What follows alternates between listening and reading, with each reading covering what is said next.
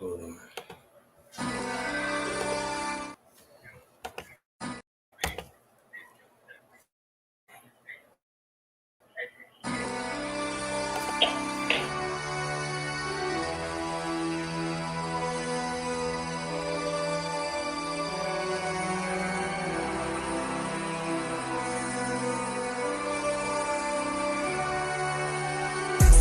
Wanna murder me, but never heard of me.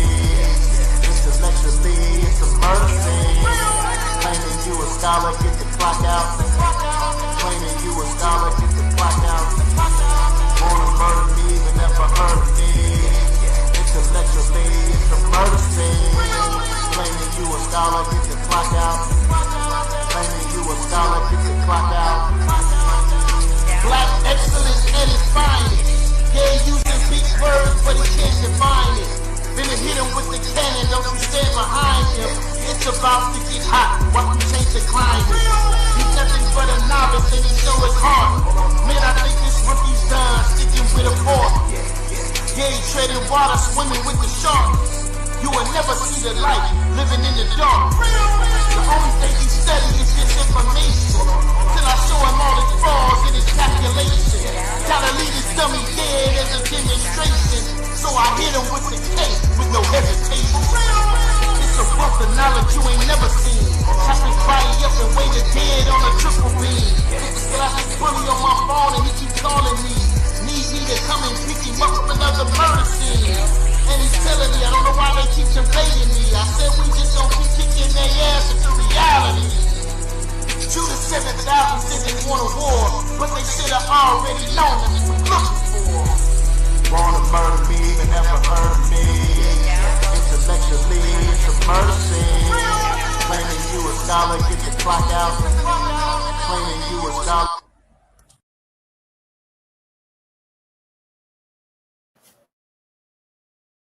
Blessings, man. Welcome to the Lions Den. My name is Mandinka Mali, aka JJ7000. And we're gonna go over a little bit of information. Let's sit here and watch this debate between Unc West and ENQI. And to me, it was this battle of the pseudos. Both of these guys in this debate proving Charles Darwin was an idiot. Let's just call it like it is. So y'all see the title, Unc West robs the community with another poor performance. He did horrible. And then after the debate, bro, you can't even answer questions. People paid to see you and you can't answer questions? Yeah, that was horrible. Before we get into it, man, I got an indigenous black man on the phone. Go ahead, Aki. Maybe he hung up. You there, indigenous? Yeah, there you go. Go ahead, man.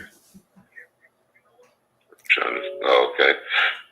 We live? Yeah, all right. Live. Yeah, peace. I was trying to find that little bit, but on that video. Now, I told you kind of everything what happened during the debate because you seen my notes. What do you think of what I brought to you? Go ahead. Well, I mean, from what I've heard, neither one of them really proved the point of what pangenesis really was, or the ills about pangenesis, or the ills about evolution. What's wrong with them? You know what I'm saying? What's their problems? If that's the case, then I mean, what's the point? And the only thing you're doing is into of two theories that were created by Darwin. A great evolution is showing that it was garbage.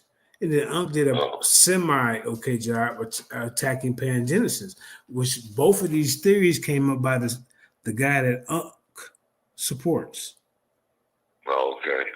That's my view on how it went. My view is, and to these guys, I guess they ain't been in a debate in a while or whatever, but their openings was horrible. Yeah. Neither one of us really told what the topic was. Unc comes out in his opening, he's talking about COVID, Russian disinformation. impersonations of black activists. This is what I wrote it down. Erosion of confidence, lack of resource and education, ladies and gentlemen. Nothing dealing with pangenesis, huh? Nothing. Look, rejection of experts. This is what he said: cultural barriers to knowledge and lack of scientific literacy. This was his opening. So the people still don't even know what what's your side of this, what you planning to bring out. And then ENQI comes in. He's up here trying to be the timekeeper in his opening round. Amazon.com, the Beatles books. Now he got his books up there he's selling. He didn't get into what he was talking about. It was more shameless plug during a debate. What kind of shit is that? Yeah, then he went into Kepler and Kepnema, whatever you pronounce that, are tools of teaching quantum mechanics and thermodynamics. I mean, it's just like they were off topic from the gate. Well, I mean, was he trying to use the law? Was he trying to use the law of thermodynamics, or I mean, what is he saying? What was he talking about? I don't know, because then he went into something else. That's what I'm saying. They did some the hell, a bunch of words sounded. So, wow. So then, Ankh first round, he come out talking about Africa, But how do you talk about Africa and Charles Darwin were like in like their ideas were the same? How can you say that in the same breath? And then Ankh got into definitions, But what he did tell the mistakes of Darwin's. He said Darwin misunderstood heredity. He said Darwin had a lack of. So I took notes. See, a lot of them guys that get up there and I think such and such one, and such, they don't even bring no goddamn notes. Just their lips and their pom poms. Well, if I'm not mistaken, I think that the theory was trying to say that one parent gives. It's all about hereditary and and superiority.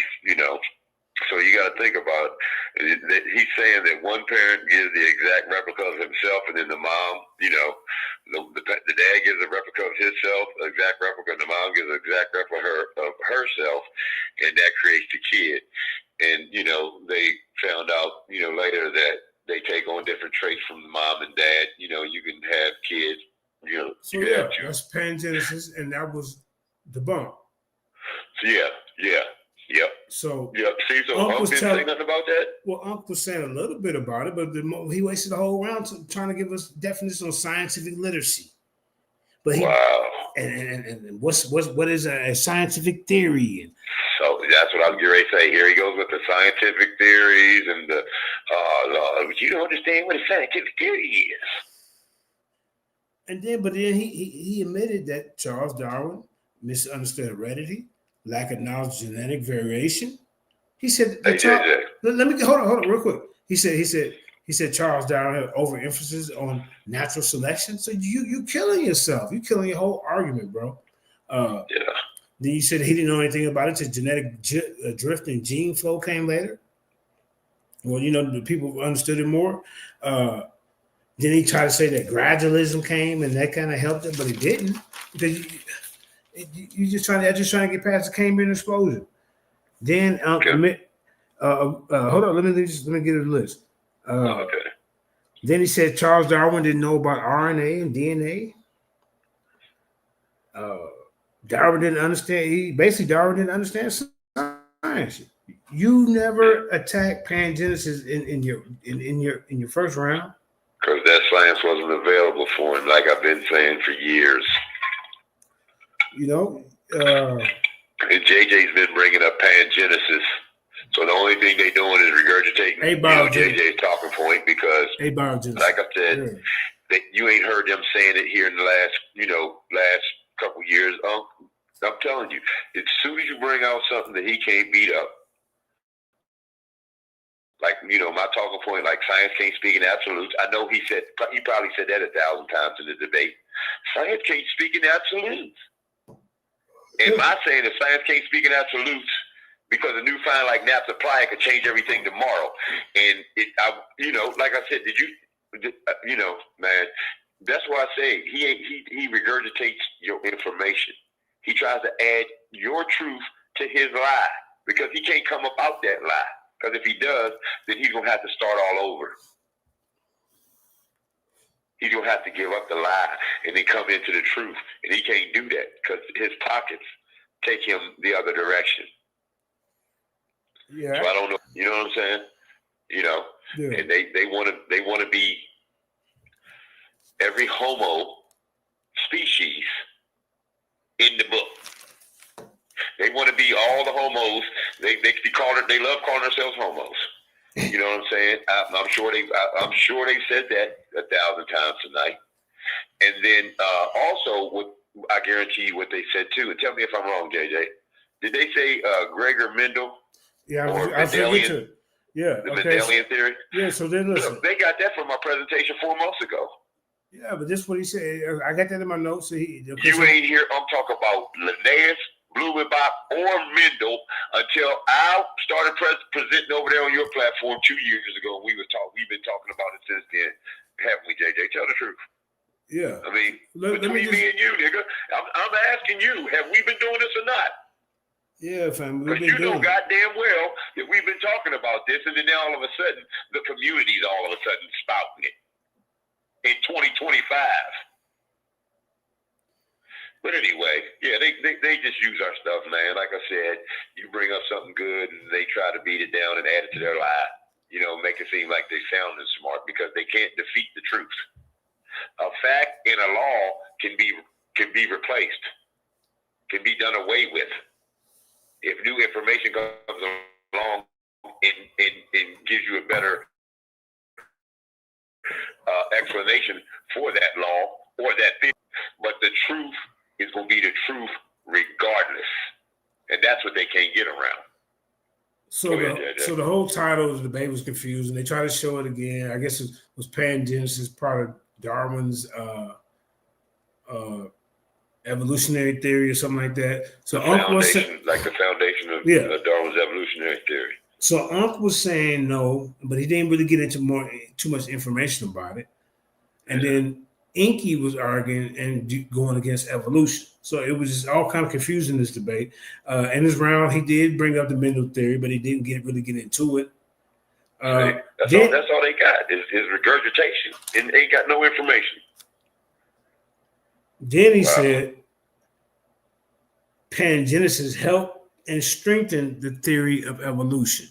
How was that in the two different theories? And then how is that when the theory of pangenesis was flawed and debunked? So I don't understand. Yeah. I don't understand how you could put that 2 and 2 together. Yeah, I remember the day or two.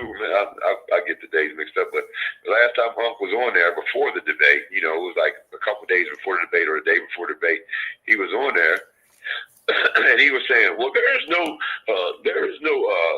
connection between evolution and pangenesis." Yeah. Hey, let me ask you a question. Where are the origins? Where do they come from? They come from the same person. Right. Isn't that a connection? Or am I losing my mind? I mean, the man who created both theories is not connected. That's not a connection. In both y'all theories, Y'all slow gases. Y'all let these guys tell y'all whatever they want to, and now I guarantee you they over there in this little cushioned community where ain't nobody gonna give him no pushback. Everybody believes what he says. They helping him lick his wounds. Yeah, because he got his ass whooped. So let me go over what ENQI came out his first round. So ENQI said Ankh didn't defend his stand on that Darwin had a incomplete theory of evolution. So now ENQI's talking about something else. This is what ENQI argued. This is why the title was so misleading. It was either y'all arguing about pangenesis or you're not. I mean, you're saying that it's the foundation of the evolution theory.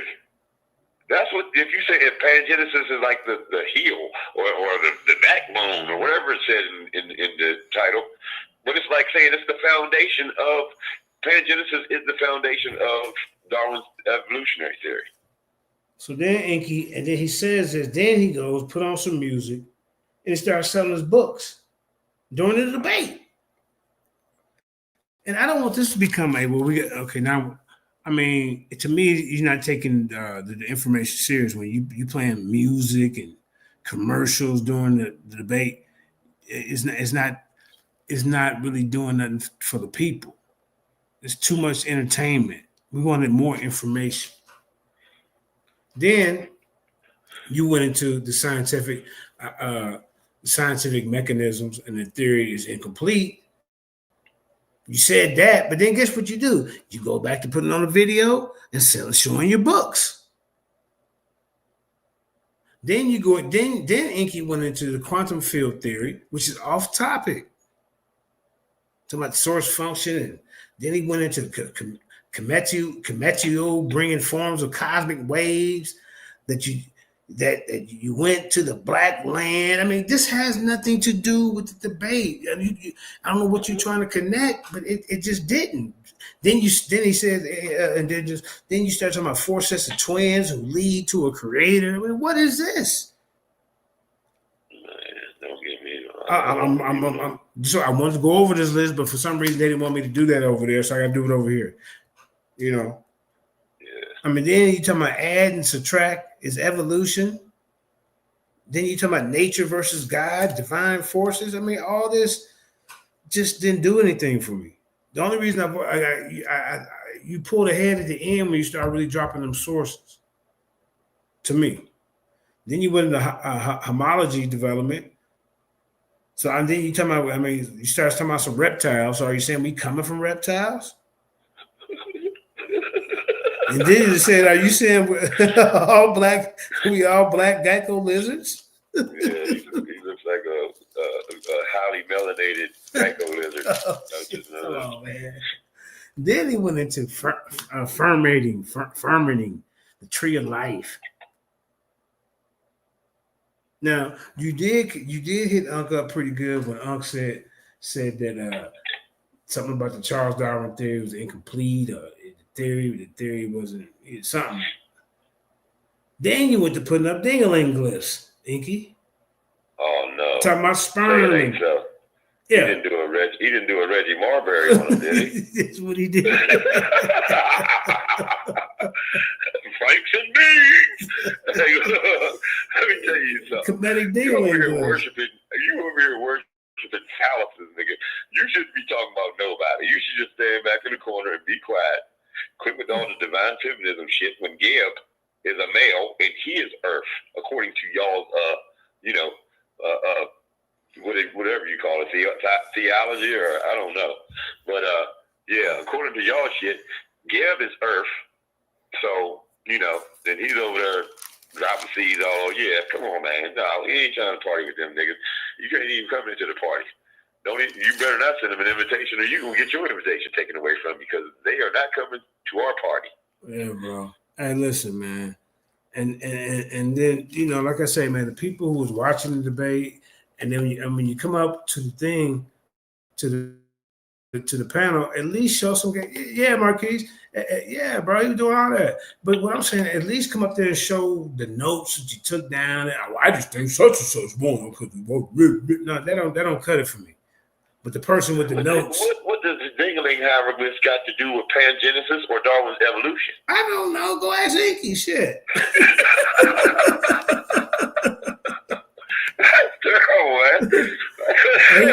AJ Simpson, they love the nut. That's what he said. They love the nut. I don't know. So then let's get to it, because we got a lot to talk about. So then Ankh comes back with his rebuttal. He did say that QFT, which is quantum physics, has nothing to do with the topic. And he was absolutely right. He said quantum physics is a separate fields. And he told ENQI he was off topic. Then Ankh goes and said that, yes, in his second round, when he got to go, there's no such thing as a complete theory. So now you're killing yourself. He said science is self-correcting, ladies and gentlemen. Then he goes on to the voyage of the Beagles. Oh, that's just another way of him saying science can't speak in absolutes today, y'all. Oh, yeah. He wasn't saying that last year. No, he wasn't. But today, you know what I'm saying? 2 years ago, let's say 2 years ago. He wasn't saying that 2 years ago, But today, in 2025, that's the only thing that comes out of his mouth. Oh, science can't speak in absolute, y'all. Science can't speak in absolute, y'all. Yeah. Fucking regurgitating wannabe ass niggas. But the voyage of the HMS Beagles. I'm saying to myself, what do they got to do with Pangenesis, Unc? That's where he was, doing his research and shit, and was writing books and stuff on the Beagle. Oh, the voyage? On his voyage. Yeah, his probably fruit field voyage around the world. I mean, or over to wherever he went to. I forget where he said he went. The voyage of the Beagle. Yeah, then he was talking about how impactful the impact of the origin of species by introduction of natural selection. So he's saying that Darwin proved that or something. So basically, he's saying that Darwin evolution theory proves the origin of species, but the origin has to start with abiogenesis. Real quick. No, I gotta say this real quick. Isn't bacteria origin, or wouldn't that be species? Some kind of species that you're saying we evolved from and all that? The title of Darwin book that would, like you said, is racist. Go ahead. Yeah, that's right. That's right. Just like I've taught y'all for years. Just the title alone is racist. And ENQI said, well, let me ask you a question, JJ. And I'm going to ask Ankh and everybody else, who hears this. If Darwin's work on evolution is so true, how come it's not called the law of evolution? How come it's still just a theory? And if JJ would be so kind, we can pull up the terms theory and race. And we're going to mock these slow gas having, because, like I said, these things I guess they need to be put out to y'all because y'all don't want to listen. Y'all want to just follow around and let them tell y'all, what it is and how it is, and won't do your own research. And this is sad. Yeah. This is sad. We got grown men out here, 50, 60 years old, following this nonsense, knowing that science is what put us in the position that we are right now, justifying it through science. So how come your theory is not a law, Unc? If it is so true, how come your theory of evolution has not became a law? Or should I say Darwin's theory, because you don't have no theories. You ain't got nothing but regurgitation. Following in behind indigenous black man trying to use his talking points, trying to sound smart. And can't explain none of it. Yeah. But so your theory is not a law. If your theory is not a law, then it's still just a theory, which is a belief by definition. If JJ will pull it up, but if you don't want to, you don't have to. Yeah, man. Because I seen we watched a whole round of definitions, man, all day, man. Well, I'm just saying, show them the definition of theory. Who was showing the definitions? Through the whole debate, his first round, all he was doing was definitions. He wasn't even getting to the definition of a scientific theory, the definition of a scientific method. I mean, that ain't how you fucking debate, bro. That was disgusting watching this shit. So yeah, we'll get it up before the show over with, man. But because I want to show you that it's a theory, it's a belief. All right. Okay, bro. Let me pull it up, bro. Well, I sure hope we don't do 1,000 goddamn definitions like this dude did, man. No, I'm not. But we can go down. Now we doing the same thing he doing. Okay, theory, definition. Shit, man. Fuck that. Yeah. JJ's theory and definition out tonight, yo. Yeah, man. It is a supposition of a system of ideas intended to explain something, especially one based on general principles independent of the thing to be explained. Can we use Merriam-Webster's? Can you back up one page and then you go to Merriam-Webster, which gives synonyms and all of that, and the date, if they have it for us, the date that the word was, or the year that the word was invented, or became a part of the dictionary, Because in the dictionary, ladies and gentlemen, they put new words and definitions in them yearly. Every couple years, if not yearly. All right. So that's just how words work in dictionaries. And they add new words also. Add new words and also add new definitions to words. All right, there it is on the screen. A theory, a plausible or scientifically acceptable general. Wait a minute, what did you just say? Or what? Oh, my bad, go ahead. A plausible or scientifically acceptable general principle, a body of principles offered to explain phenomena. A belief policy. Stop. A belief policy in what? Or procedure proposed or followed as the basis of action. An idea or a hypothetical set of facts, principles, or circumstances, often using the phrase in theory.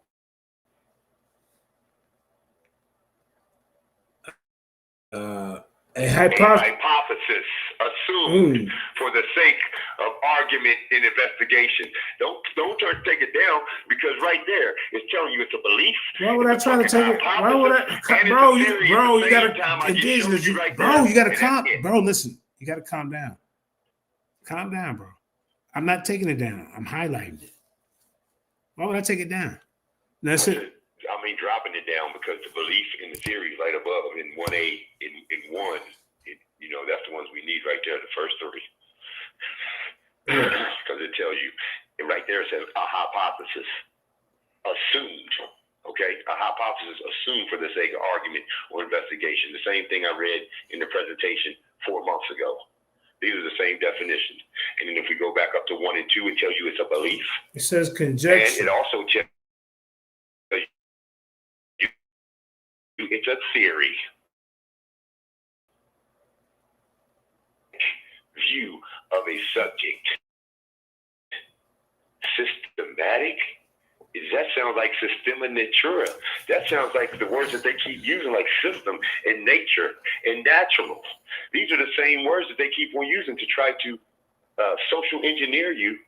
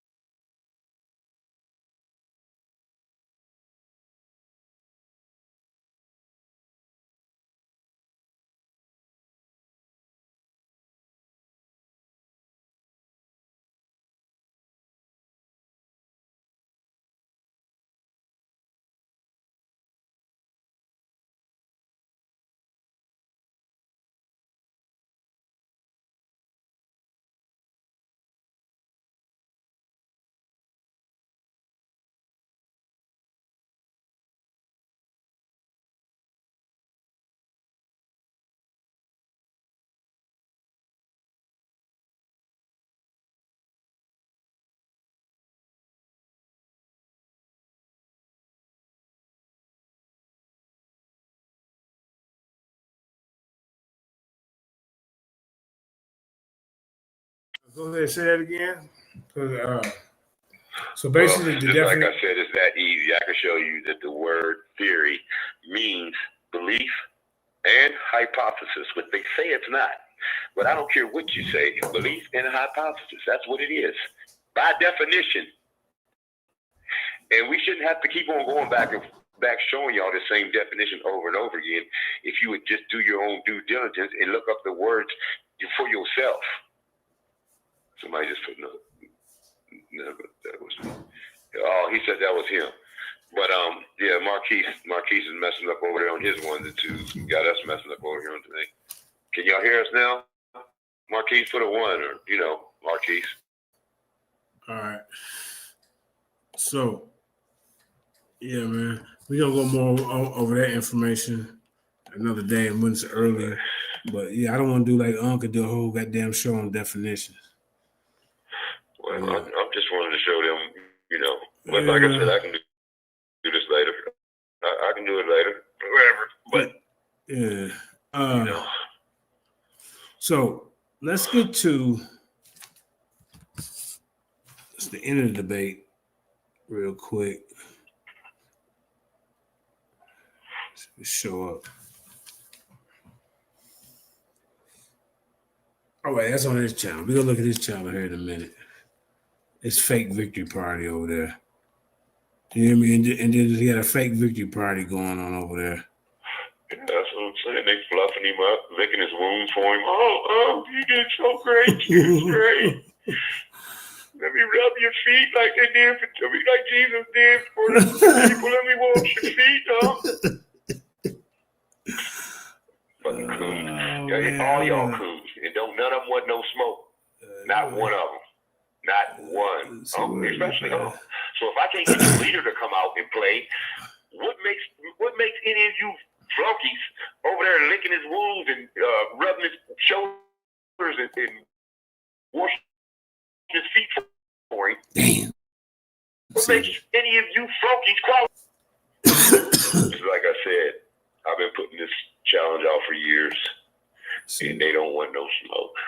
So I can't get no smoke from them. I'm getting tired of arguing with these people because most of them ain't even worth my time. Because you can tell them 1,000 times, and then they'll try to go. They'll try to take it and regurgitate it. Won't give you no credit. Won't say that I got this from where they got it from.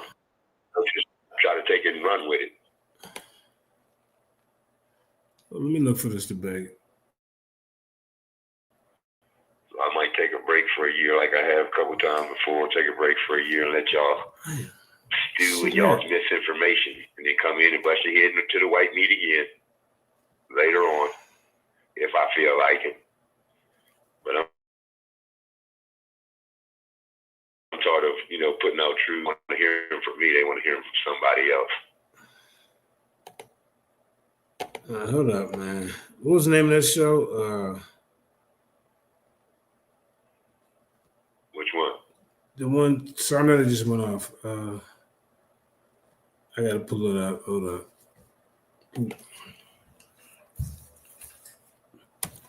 Show the end of this. What was Son of the TV? Oh man, okay, let me see. We already showed y'all what natural led to. Airhead, numbskull, bird brain. Those are the synonyms for natural. Do your research. Look it up. That's all you gotta do. Okay, let's see. Son of the TV. And they're taking it from the Systema Natura. That is the book by Carl Linnaeus, The System of Nature. Y'all can continue to use these words like natural selection. That's all it is the title of Darwin's book. There is no science behind it. You are just using the title of Darwin's book to try to justify evolution. When we know that the title of that book started off racist. It's a racist title. On the origin of species by means of natural selection or preservation of favored races in the struggle for life. Now, when you're preserving races, how is it natural selection? If you're preserving races, that is racist. So there's nothing natural about that selection. But guess what? We got a bunch of airheads out here who don't know their. But much to say and talk for 2 hours on natural selection. They are slow. They are slow as man. Like I said, I'm tired of y'all. I'm tired of it. Y'all niggas is retarded. Damn, man, my computer fucking up. Excuse my language, y'all. Damn.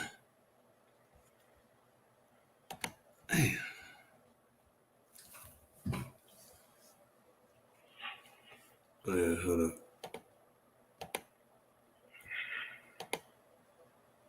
Yeah, it's tripping. Oh,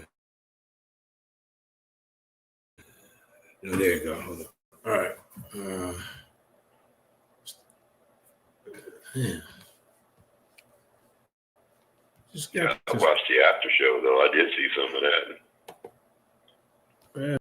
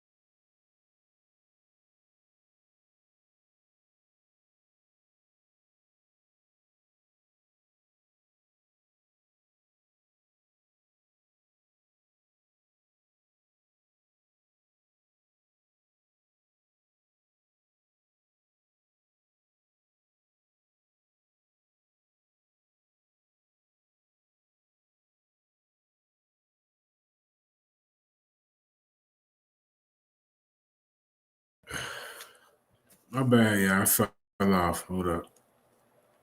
All right.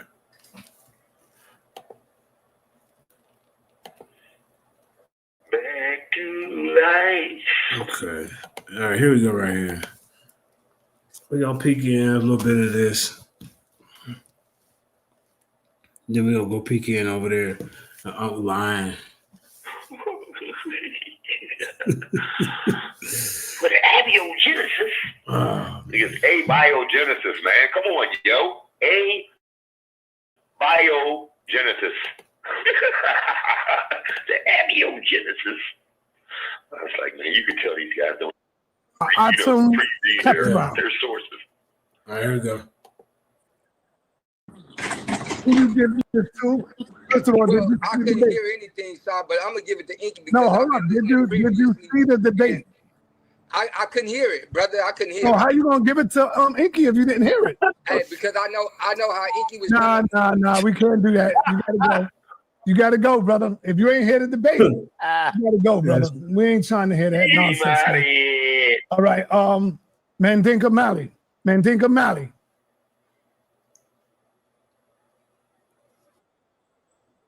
From a young age, I told myself I wouldn't be caught dead in a toxic or abusive relationship.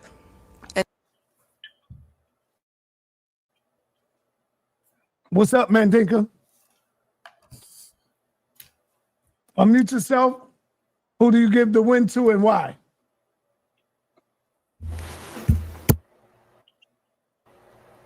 All right, ladies and gentlemen. Just tell us who you give the win to and why, and then that's it. We got to come back around.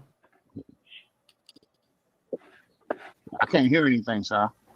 Yeah, because this internet is real slow. Both of these guys, listen. Okay, so both of these guys, right, did a great job of proving that Charles Darwin was a pseudo, like we've been saying. Inky debunked evolution.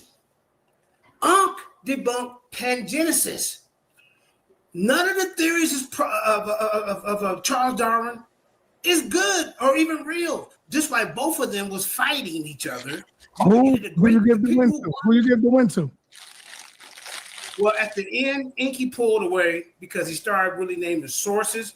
Inky proved more that yes, Charles Darwin is a pseudo more than Ankh proved that Charles Darwin was a pseudo, because he's still holding on, trying to defend Charles Darwin, but at the same time trying to go against pangenesis. That's where Ankh went wrong. I never seen a debate like this in my life where they both was going against the same guy, proving that he was a pseudo. All right, thank you. I took notes through the whole. None of you guys took notes through the We're gonna debate. come I back took notes around. the whole entire. We're gonna come back around and y'all can ask them a question. Let me just go through the panel. I just want to show that part. I ain't trying to hear everybody else. I got one more. We gonna get your Ankh over that line. That's the after show. Hold up. Let's see. Bro. This is the toughest environment to be in, brother. It's All right. First, would it show Did specific challenge for your side? Because I know you carry his water for you. Here we go, right here. All right. Jackson of X. Everybody, I'm trying. Everybody, I'm trying. Great job. man, I'm sorry. Hold on. JJ was supposed to go next. My bad. Oh, man. go ahead, JJ. I can go right there. Mandinka, go ahead, Mandinka. Oh, You can turn your camera off so you can get a better speed. okay. All right. You know, you got man, the slow-mo joint. But, you know, see, a lot of these guys, they didn't take notes in this debate. So it's like, if you're watching these debates, you got to take notes. A lot of y'all didn't do that. See, and the problem is with this debate was both of these guys did a great job. They didn't help each other, but they did a great job in proving that Charles Darwin was a pseudo. ENQI, you did a magnificent job proving evolution is trash. Ankh, you did a pretty fair job of proving pangenesis is trash. You just couldn't really come to the full truth or realization. You see what I'm saying? So Ankh started his opening round with talking about COVID, Russian disinformation, erosion of confidence, rejection of experts, cultural barriers. You know we had the question and answers, Mandinka. Yeah, but I know you let everybody. I'm trying to go an overview of what I seen. I mean, can I get to? I'm gonna breeze through it, and then and see what I'm saying. Let me just say what ENQI did. ENQI come in trying to be the Time Keeper, Amazon.com, Beetle Books in his first opening, BET Music, Kefera, and Cameron Tool. What I'm saying is neither one of you told us the topic. This is why they even scared to put the title up here. The title of this debate was supposed to be about pangenesis. Nobody did. You didn't even go into none of the flaws of pangenesis. You could have killed that right there. At least ENQI did debunk Charles Darwin and his information. Basically, both of them were basically crashing out at each other. They both did a great job of debunking Charles Darwin's madness.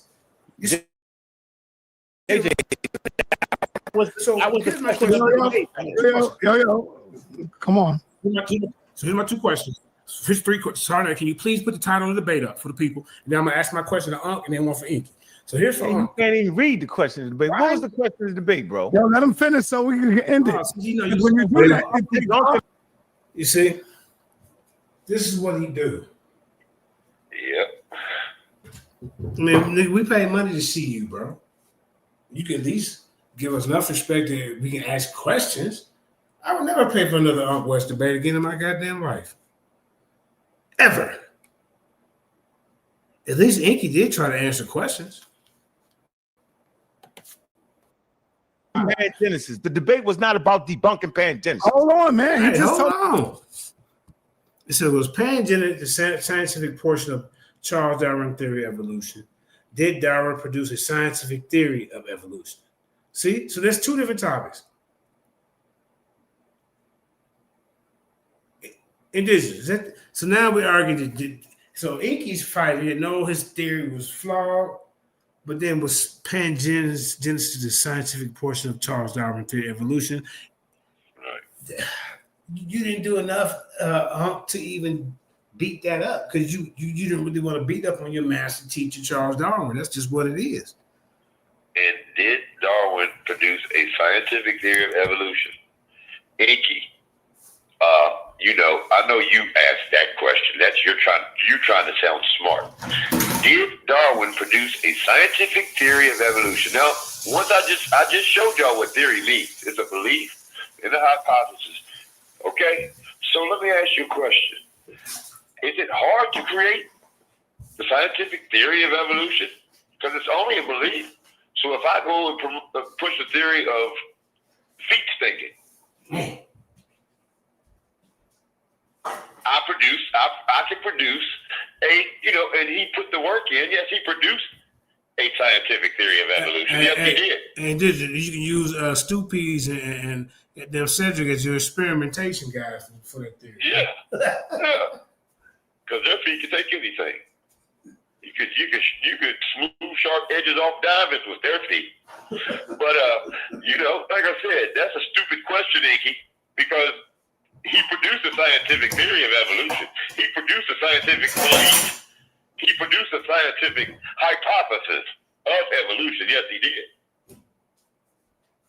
But you see, these two guys here, they sitting up here trying to sound smart, and they ain't got no information. Ain't worth two dead flies smash. And I would debate both of them together against me, and I light them up. These guys are fools. It ain't worth the time of day. All that advertising that Senator did for that month and a half or month or however long it wasn't, you know, from what I'm hearing now, it wasn't even worth a dime. Because of y'all, not because of Senator, because he did his job. Right. But you guys are the ones who didn't produce. Ain't nobody coming away from the debate any smarter. Just more confused. And that's what y'all want. Y'all want to keep the confusion going so you can keep on presenting lies and make it sound like you're smart and have your followers find in behind you blindly. Like a flock of, you know, Ray Charles sheep found in behind y'all with Ray Charles glasses on. Staring right at you, watching you, and making every move you make. Because they ain't got their own minds. 50, 60 years old. It don't make no sense, man. This is sickening out here. All right, let's keep going. Let me put the title. Crashing out, bro. Let him see it. Let him see You want to crash out because I'm asking the question. You ain't even gave me a chance to even really speak, bro. That's a fear of 7,000, you know. Now come up here. You try to trick Charnetta into thinking, oh, JJ's the one who's causing problems. Now he want to crash out on purpose, ready to go, because he can't answer a basic question, but he's supposed to be a scientist. the title. His man, the title. It shouldn't have to be all that confusing because somebody comes and asks a question. You're not ready for it. People pay $70 to see you. It's about 70, 80 people watching it. Supposed to be a scientist. Now it says, well, is a scientist. Go through it, man. Okay, so read the title to the people. No, you. Genesis, the scientific portion of Charles. Now, he told me to read the title right now. I read it. I'm reading it. Charles Darwin Theory of Evolution. Now, what does that mean? Well, no, it was not, because they're two different things. Can you be quiet, sir? See, so what's his trick is, to avoid answering a question that you have, he'll start asking you questions. Because when Cedric was running his goddamn mouth, he didn't say nothing. Man, he's on your side. So let me just ask you the question and get you out of here. Let me just ask you the question and get you out of here. And I'm gonna get the other guy out of here. Yeah, ask that question. Now watch this, and I want you to prove with a source. Yeah, yeah, go ahead. Disrespectful, can't have no yeah, goddamn I'm question. disrespectful. Yeah. It is confrontation. Yeah, man, come on, man, get it. Bro, shut your dumb ass up. He's trying to do like he did you the other day when you asked him a question and he went all the way to, you know, you asked him a direct question and he went all the way around the world just to get away from it. Yep, started messing with Suntan. Yep. Trying to bully Suntan. Suntan. Everybody jumped on Suntan after that. Yep. This is what he's doing now. Mm-hmm. Look at that. Because you're a joke. Because you're Captain crash out on you. You shoot. I already know. Yo, man, think up. You know. Fall back on the ad homs, brother. Come on, man. Yeah, I know.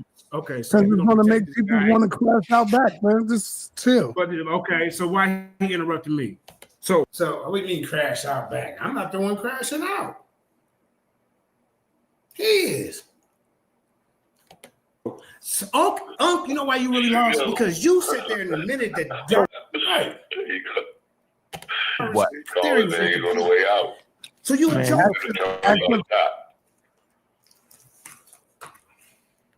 Question, man. Why? Okay, I know I scared this guy. I know because they want to make it like I'm the guy that's crashing out when it's really this guy who can't handle questions. So I'm gonna talk to you light, sir. Unc, why we don't find more examples of gradualism in the fossil records? Because that was your excuse for the Cambrian explosion. Now go ahead, sir. You see that question, Indigenous? Yeah. Let's see if he can deal with it. Watch it where he can't deal with it. Watch it. Why they pop up in sections? You know, the birds popped up. You know, the insects popped up, the birds, and the fish. All in look. No precursor. No preform. No form. Made like that. It just popped up out of nothing. Right. Wasn't no evolution. Right. That's what the Cambrian explosion is telling you. Right. So this when they come up with gradualism. Evolution sped up. So this is why they came like that. What a source. Yeah, why'd you put the title but not read it, yo? What are we doing here, man? Did I not read the title? I read the title. See, this is another. You heard me say that? She starts crying. What are we doing down here, man? What are we doing, man? Mm-hmm. We trying to go over this title and trying to figure out what it is. Because, was pangenesis the scientific portion of Charles Darwin's theory of evolution? Well, pangenesis is a debunked theory. It has been for like 100 years, okay?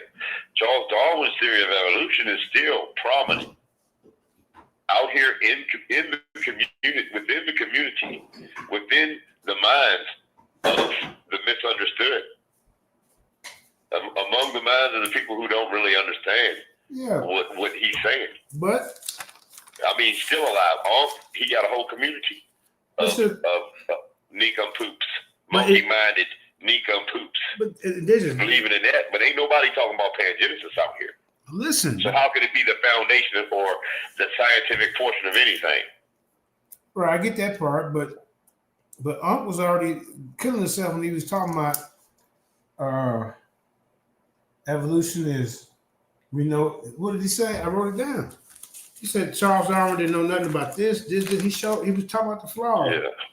He didn't understand nothing. He didn't understand about DNA, RNA. So you admitted that Charles Darwin's theory is not complete. And that's what the other part of the argument was supposed to be. So they did a poor job of even just letting the community know. Should have punched in the mouth, because those scientists didn't exist then. Even those terms didn't even exist when Charles Darwin was doing all this. Just like I said, DNA wasn't mapped until 1950 AD. It wasn't photographed until 1950 AD, and it wasn't mapped until 2012 in Bill Clinton's presidential reign. 2012, y'all. You can look it up. Bill Clinton, the genome project, they finally cracked the genome, the human genome, in 2012. So Darwin was in 1700. So how would he have access to any of that science? And I missed that. So how is this theory complete? It's not. And that's why it's still called a theory, JJ, a belief, bro. A hypothesis. Well, that's why it's called that. Right. Let's keep going. If you have not got the title, the law of evolution, then we know what it is. It ain't nothing but a theory based off of Charles Darwin's beliefs of superiority and heredity. There's beliefs. And then the crazy part, I saw something now. We believe now, we know. You don't know nothing. No, you don't. You didn't even tell us the title of the goddamn opening. Was it debunked or not? It was pangenesis the scientific? You gotta answer the question, Uncle. You gotta answer the brother's question. Man, shut this nigga up, man. Get these niggas straight, bro. What's going on, man? You can't say nothing. Put the debate topic back up there again. Answer the question, Uncle. Portion of Charles Darwin theory of evolution. Once again, was pangenesis the science? No, it wasn't. It was a. Bro, you spend your whole first round and opening talking about some fucking definitions. You already was putting yourself in the hole. Come on, man. You didn't get into that. You breezed over that part. Because you was trying to prove evolution. You wasn't really trying to disprove pangenesis. That's what I saw. It was a science that he was putting together. It was a scientific hypothesis, which makes it part of his scientific work. It wasn't the only portion of it. Now, I can't believe y'all don't understand that. He worked on several ideas. I ain't saying pangenesis wasn't the only portion of his theory of evolution.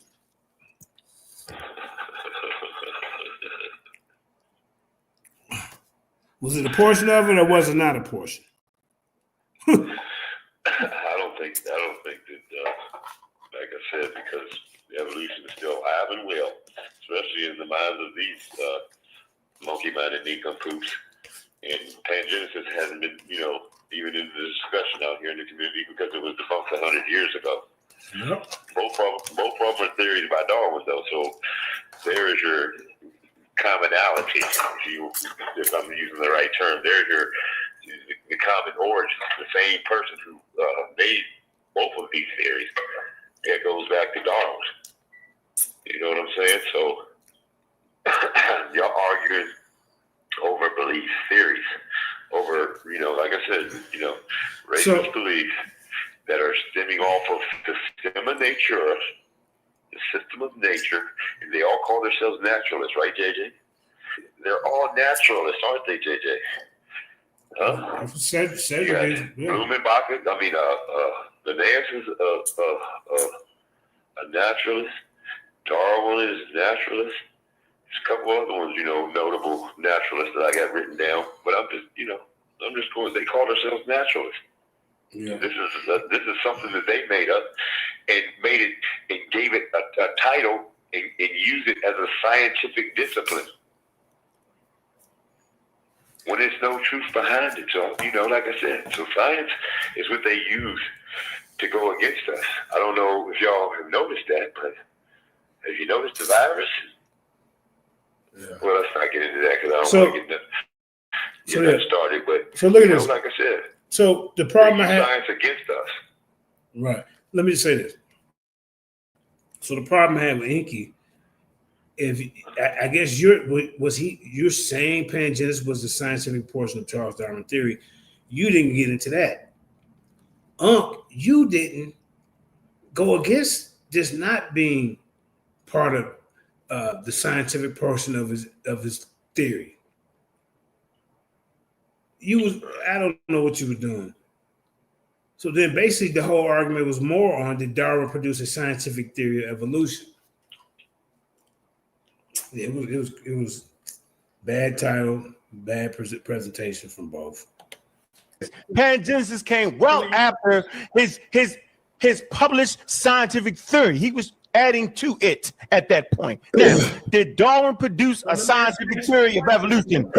Yes, he produced a scientific theory of evolution, and the reason we know he produced a scientific theory of evolution because the foundation of evolutionary biology is based off of Charles Darwin's book.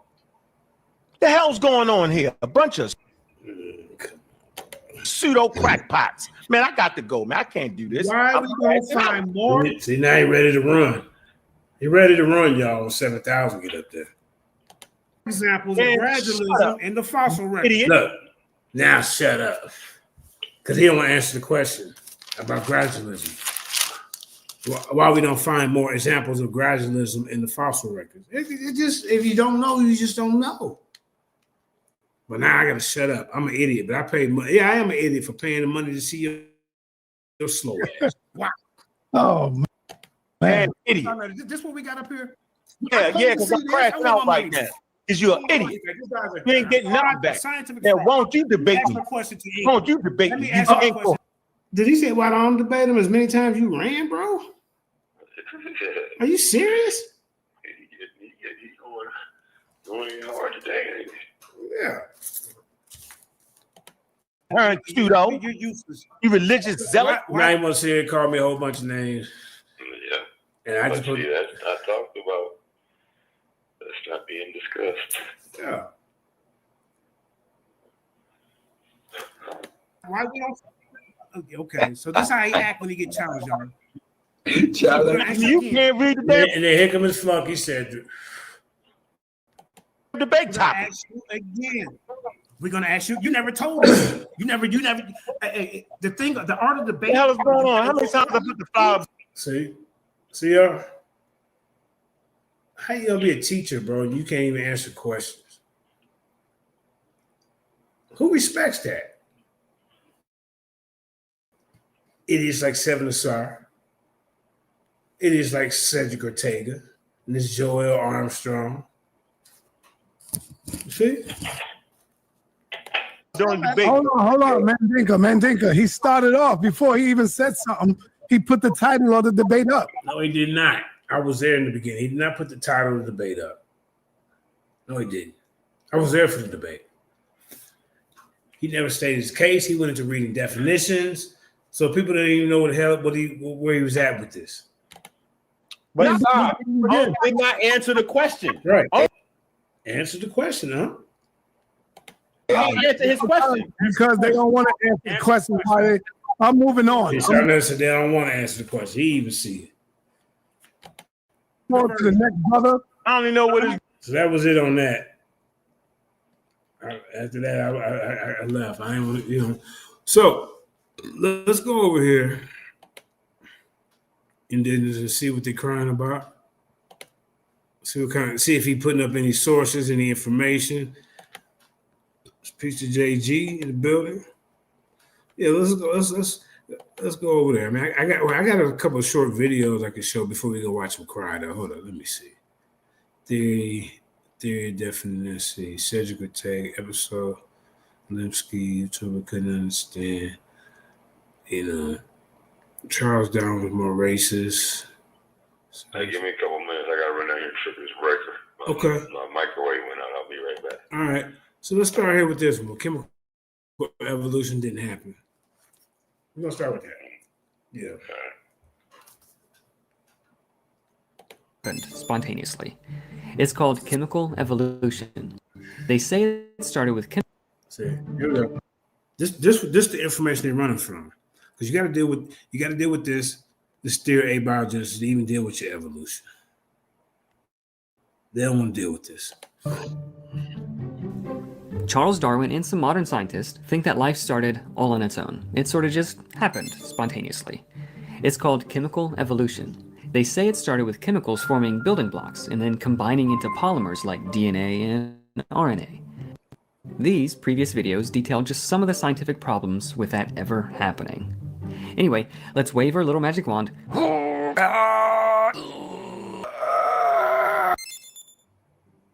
and say all those challenges have been solved for now. We don't have life yet, but what are the next steps toward life? Well, just like eggs have a hard time turning into a chicken without a shell, and water balloons are not much fun without the balloon, living things need a cozy little house of their own to keep the good stuff in and the bad stuff out. We're talking cell membranes. All living things are made up of cells that are surrounded by a cell membrane. Life simply cannot exist without membranes. Origin of life researchers claim that cell membranes are easy to make and that they have demonstrated this in the lab. They point toward experiments where these molecules called phospholipids are placed in water and they form into a spherical shell, kind of like a cell membrane, all on their own. Wow. But is it really the case that cell membranes are so easy to form? Let's take a look more closely.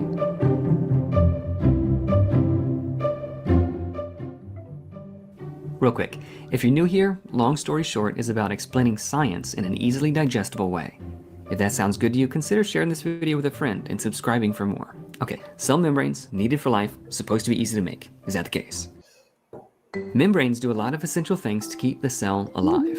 If any are missing, death results. Think of the membrane like a house in outer space. Space house. Nice. Space house provides a safe, comfortable environment inside, despite things outside desperately wanting to kill you. Outside, the temperature can fluctuate between as hot as an oven and as cold as negative 455 degrees. You know, almost as cold as your ex's heart. Not to mention the radiation, lack of oxygen or water, there's a vacuum, space pirates. Inside, though, there's an ample supply of pizza, tacos, warm blankies. That's what I'm talking about. The environment inside the house is controlled and very distinct from the outside. That's what keeps us alive. In a cell, the membrane is responsible for keeping things safe and comfy too. The fancy name for this is homeostasis. But walls that are sealed up tight, with no way to let trash out or new food in, will quickly become a stinky tomb. The cell will quickly die as food runs out and garbage piles up. The very simple membranes that scientists create in the lab are exactly like this: non-functional, stinky tombs. Real cell membranes need to be tight, but also have very specific doors that actively let things in and out in order to maintain homeostasis. And it needs to have all of this complexity at the very beginning. There's no time for this to gradually evolve, because no homeostasis, no life.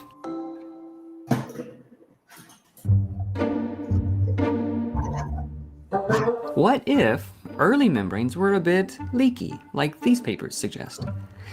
Maybe the first cells had holes in them that were just big enough to let good things in.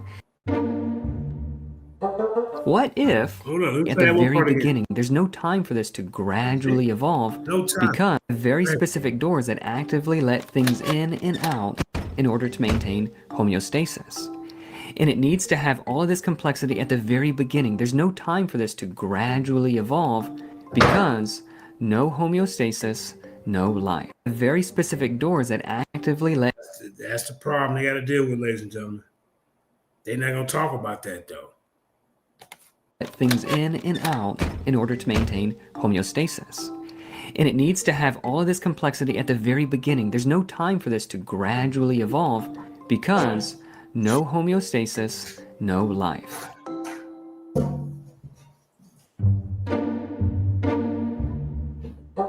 What if early membranes were a bit leaky, like these papers suggest? Maybe the first cells had holes in them that were just big enough to let good things in and keep the bad stuff out, somehow finding a good balance to maintain homeostasis. Unfortunately, that won't work. All existing cell membranes need to let big things in, while at the same time keeping small things out. In other words, they have conflicting requirements. All cells harness their energy by pumping protons out and very carefully letting them back in to spin these proton turbines, like a hydroelectric power plant. And protons are teensy tiny. To give you a sense of scale, if a proton were the size of a housefly, then a bit that the cell would need to let in, like this amino acid histidine, would be roughly the size of the country of Monaco. And the smallest known cells would be roughly Sweden-sized. Those are the approximate scales that we're working with. Basically, Sweden would need to keep houseflies out, while at the same time letting the Monaco-sized things in. If the membrane let too many fly-sized protons slip in, the cell would die. So the membrane has to be tight enough to not let these teensy-weensy protons in, but also porous enough to be able to let these relatively gigantic things come right on in. These conflicting requirements of the membrane are a real head-scratcher. Fun fact, at any given time, a cell is generating roughly the same voltage per meter across its membrane as a bolt of lightning. Another conflicting requirement is that cells have to let water in, but if water was just allowed to pour in willy-nilly, so would those sneaky tiny little protons, and this would drain the cell's batteries, so to speak, and the cell would, again, die. Thankfully, cells have specialized doors called aquaporins. They work sort of like an airlock in our space house by safely letting things in without destroying the nice environment inside. The aquaporin lets water molecules in single file, but that still wouldn't be enough to stop the protons from sneaking in and killing the cell, because the water acts sort of like a wire, conducting the protons along itself. So the aquaporin also rotates each water molecule by 90 degrees, flipping them around and eliminating its ability to conduct protons for just long enough to safely let the water inside. Every cell has tons of these incredibly specialized doors. The simplest known free-living life form is a single-celled guy called Mycoplasma genitalium, but it has thousands of specialized doors composed of over 100 different proteins that operate within the cell membrane. So even the simplest and extraordinarily complex membrane, an active, selectively permeable boundary that allows and often forces exactly the right things in and out to maintain homeostasis. A perfect environment inside the cell, despite wildly varying conditions outside. Leaky membranes and tight membranes would both kill the cell. The membrane had to be extremely complex from the very beginning, or life could never begin. Well, yeah, today it's very complex, but there's been a lot of time for things to evolve. When life was just getting started, there weren't cells, there were proto-cells. They were way simpler. Okay, could life have been simpler? Scientists try to gauge what the simplest possible life form could have been by taking a very simple cell and removing as many things as possible without killing it.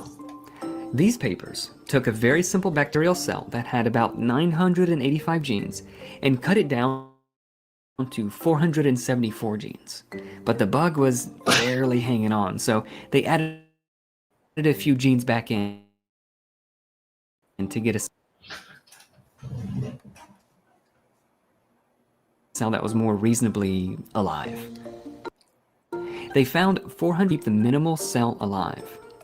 This work suggests that there is a practical boundary for how simple life can possibly be, not just today, but at any point in time. But in all, the poor, hobbled little bacteria. You see, the original bacteria was able to make its own food from what was around it, like a big boy. But the downsized bacteria needed someone else to make his PB&J for him, and he was picky. He needed it cut into triangles and have the crust cut off. Dad, how many times do I have to tell? It required a precise cocktail of nutrients, basically life support, or else it would die. However, most of these life support nutrients couldn't have existed on a prebiotic Earth. If you try to simplify a living organism, removing some of its tools for survival, it doesn't just magically no longer need that thing. The only way to keep it alive is to place a heavier burden for survival on the surrounding environment. The organism just becomes more genetically fragile, unable to endure slight environmental changes, or it'll become dependent on other life.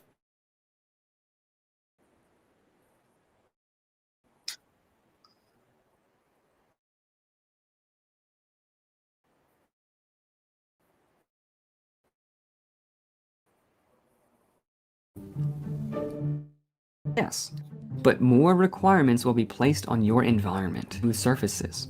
Or robot leg. Can you live without kidneys? Technically, yes. But you will need to be hooked up to a sophisticated dialysis machine to do what your kidneys do, 3 times a week for 3 to 5 hours per day for the rest of your life. The more you remove from a person to simplify them, the more requirements are placed on the environment to keep them alive. The same is true for microscopic life. These experiments don't actually do away with needed complexity, it's just exported to the environment. Real cell membranes are complex machines with many required functions, like identifying needed molecules and opening specific doors to let them in, or force them in, identifying waste and exporting it, maintaining proper pH, salinity, and osmotic pressure, blocking toxins and dangerous invaders, providing electrical insulation, energy harnessing, and even acting as a template for expanding the membrane during replication, because cells can't actually build a membrane from scratch. Existing membrane to do that. Literally none of these things. They're closer to soap bubbles or salad dressing than anything else. When scientific literature or textbooks claim that membranes are easy to create in the lab, it's a lot like saying the Mona Lisa is easy to draw. Or making some dinosaur-shaped chicken nuggets is equivalent to making real actual dinosaurs. There's a bit of a difference there. The observable science makes it clear that 1. Because of the need for homeostasis and the conflicting requirements of cells, the membrane had to be extremely complex right from the very beginning, or life could never have begun. Claims that this problem is even close to being solved are badly misrepresenting the science. Look at that. And two, attempting to simplify a living organism merely kicks the can down the road. These experiments only hide the complexity by exporting it to the environment. And a prebiotic environment was certainly not like a lab or hospital ICU. So, when you hear protocell, think leprechaun or rainbow unicorn. There is no evidence that any of these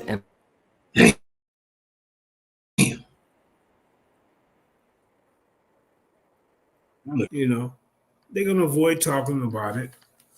They're gonna do what Uncle West did, as y'all seen earlier, causing confusion, you know, causing a ruckus so you don't have to deal with the question. So sorry, I gotta put somebody in the back. It's the oldest trick in the book. So I mean, what y'all gonna do with that? That's what we waiting on. Since you're so scientifically literate, what else we got? Scientific fraud. Let's see. I got okay. This one. Hold up. Let's see. Here's one more. I think this is it.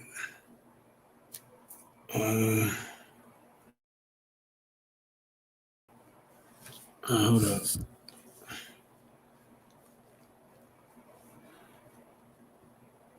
Another show when we can watch. I know it's getting late.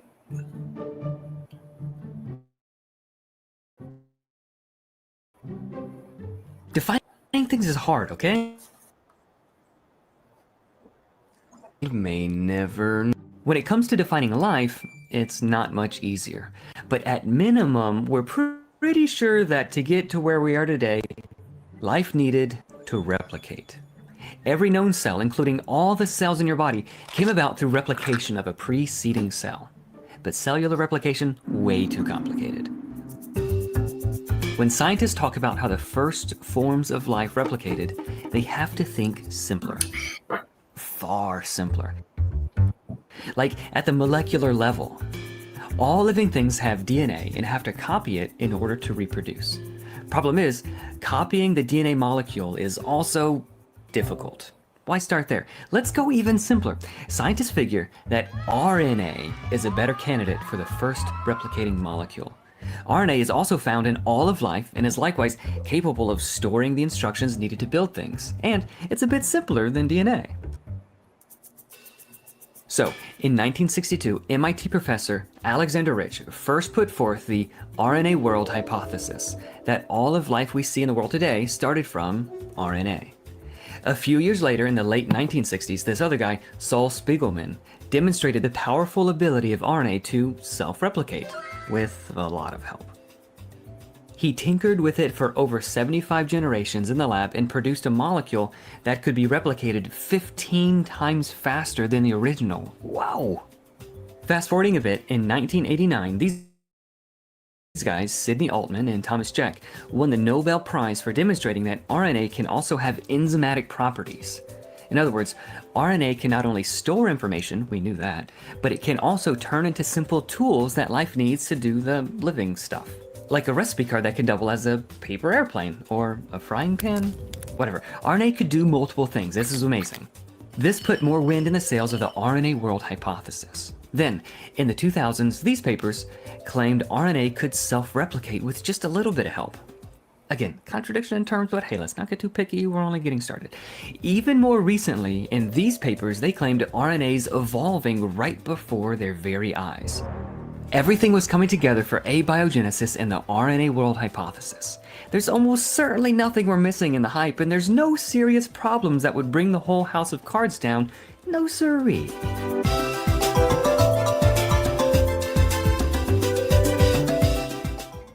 Was replication of the first life as easy as they say, or is there more to the story that's being left out?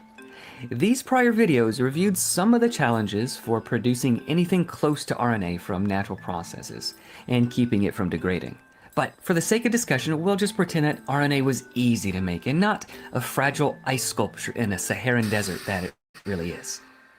There are still a large number of challenges in getting RNA to self-replicate. Let's start with Sol Spiegelman, the guy with the RNA that never skipped leg day.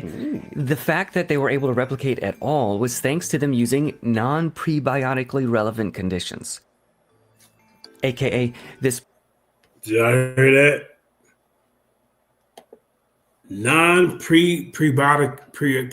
Prebiotically relevant conditions. Meaning they're not even using the early Earth conditions. They don't even know.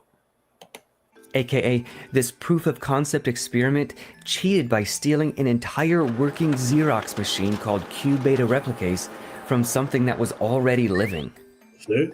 Well, is it true that they were able to evolve these RNAs to be replicated much more quickly, at least? Technically, yes, but only because the RNAs devolved. After 75 generations of RNA replication, the resulting RNA had lost 83% of the information that they started with. The result was called Spiegelman's monster, a cancerous parasitic RNA that is replicated quickly, doesn't contribute anything useful, and uses up all the resources. Now look at that, y'all. Now look at that.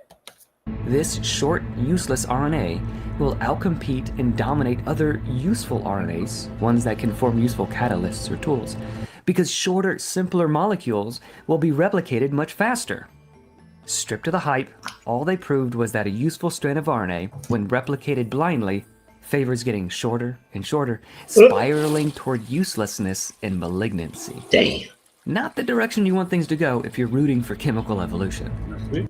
A recent review of this work commented, "Today, Spiegelman's molecules would not be described as self-duplicating." Next up, the Nobel Prize-winning discovery of Sidney Altman and Thomas Cech demonstrated that RNA can indeed act as both the instructions for building molecular tools as well as the tool itself. There was just a bit of fine print, though. It can either do one or the other at any given moment, not both. In order for RNA to be read as instructions or replicated, it has to be unfolded. But in order for it to be useful as a molecular tool or have a function, it has to fold up into a shape where it can't be replicated. It's a very important thing to note as we continue. Not only that, but RNAs only perform certain functions in life, and by themselves could not run all of the things needed for even very simple life. Sort of like if you're trying to build a house, you could get some work done with just a hammer. But the moment you needed to cut a piece of wood or unscrew something, you'd kind of be out of luck.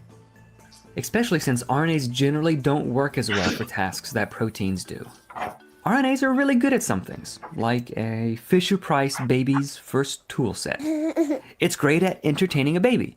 But if you need to actually hammer a nail or saw a piece of wood, those tools are ill-suited for that kind of work. It's not that RNAs are bad at what they do, any more than play tools are bad for playing. You just wouldn't expect the same level of function for things that proteins do. What about the more recent experiments? These papers didn't need the protein enzyme that Spiegelman stole to replicate his RNAs. These guys used clever methods that were completely RNA-based instead. That's pretty cool. The fine print with these papers, though, is that they designed a complex RNA, they cut it in half, and then used a whole one to mush the two halves back together again. So they claim self-replication. This is kind of like buying a car, cutting it in half, and then using another car to push the two halves back together, and claiming, "I invented a self-replicating car." These papers took a different route. They did seem to make progress by having a pre-built string of RNA and chopped up complementary pieces combined together. But so they cheating, y'all. There's a lot of limitations. The main scientist in most of these papers, Jack Szostak, was a total bro and listed 8 serious challenges with RNA replication in this review. He tries to downplay them, but let's take a look more closely. Number 1, regiospecificity. In other words, when the building blocks link up, they kind of get deformed, grabbing a foot instead of a hand, so to speak. Like a paperweight, super simple RNAs can be a bit wonky and still do a thing, because their thing is pretty simple. If we want a more functional thing, these kinds of deformations would be less tolerated. Number 2, high melting point of long RNAs. In order to be replicated, a single RNA strand has to have some friends to link up with to make a complementary strand.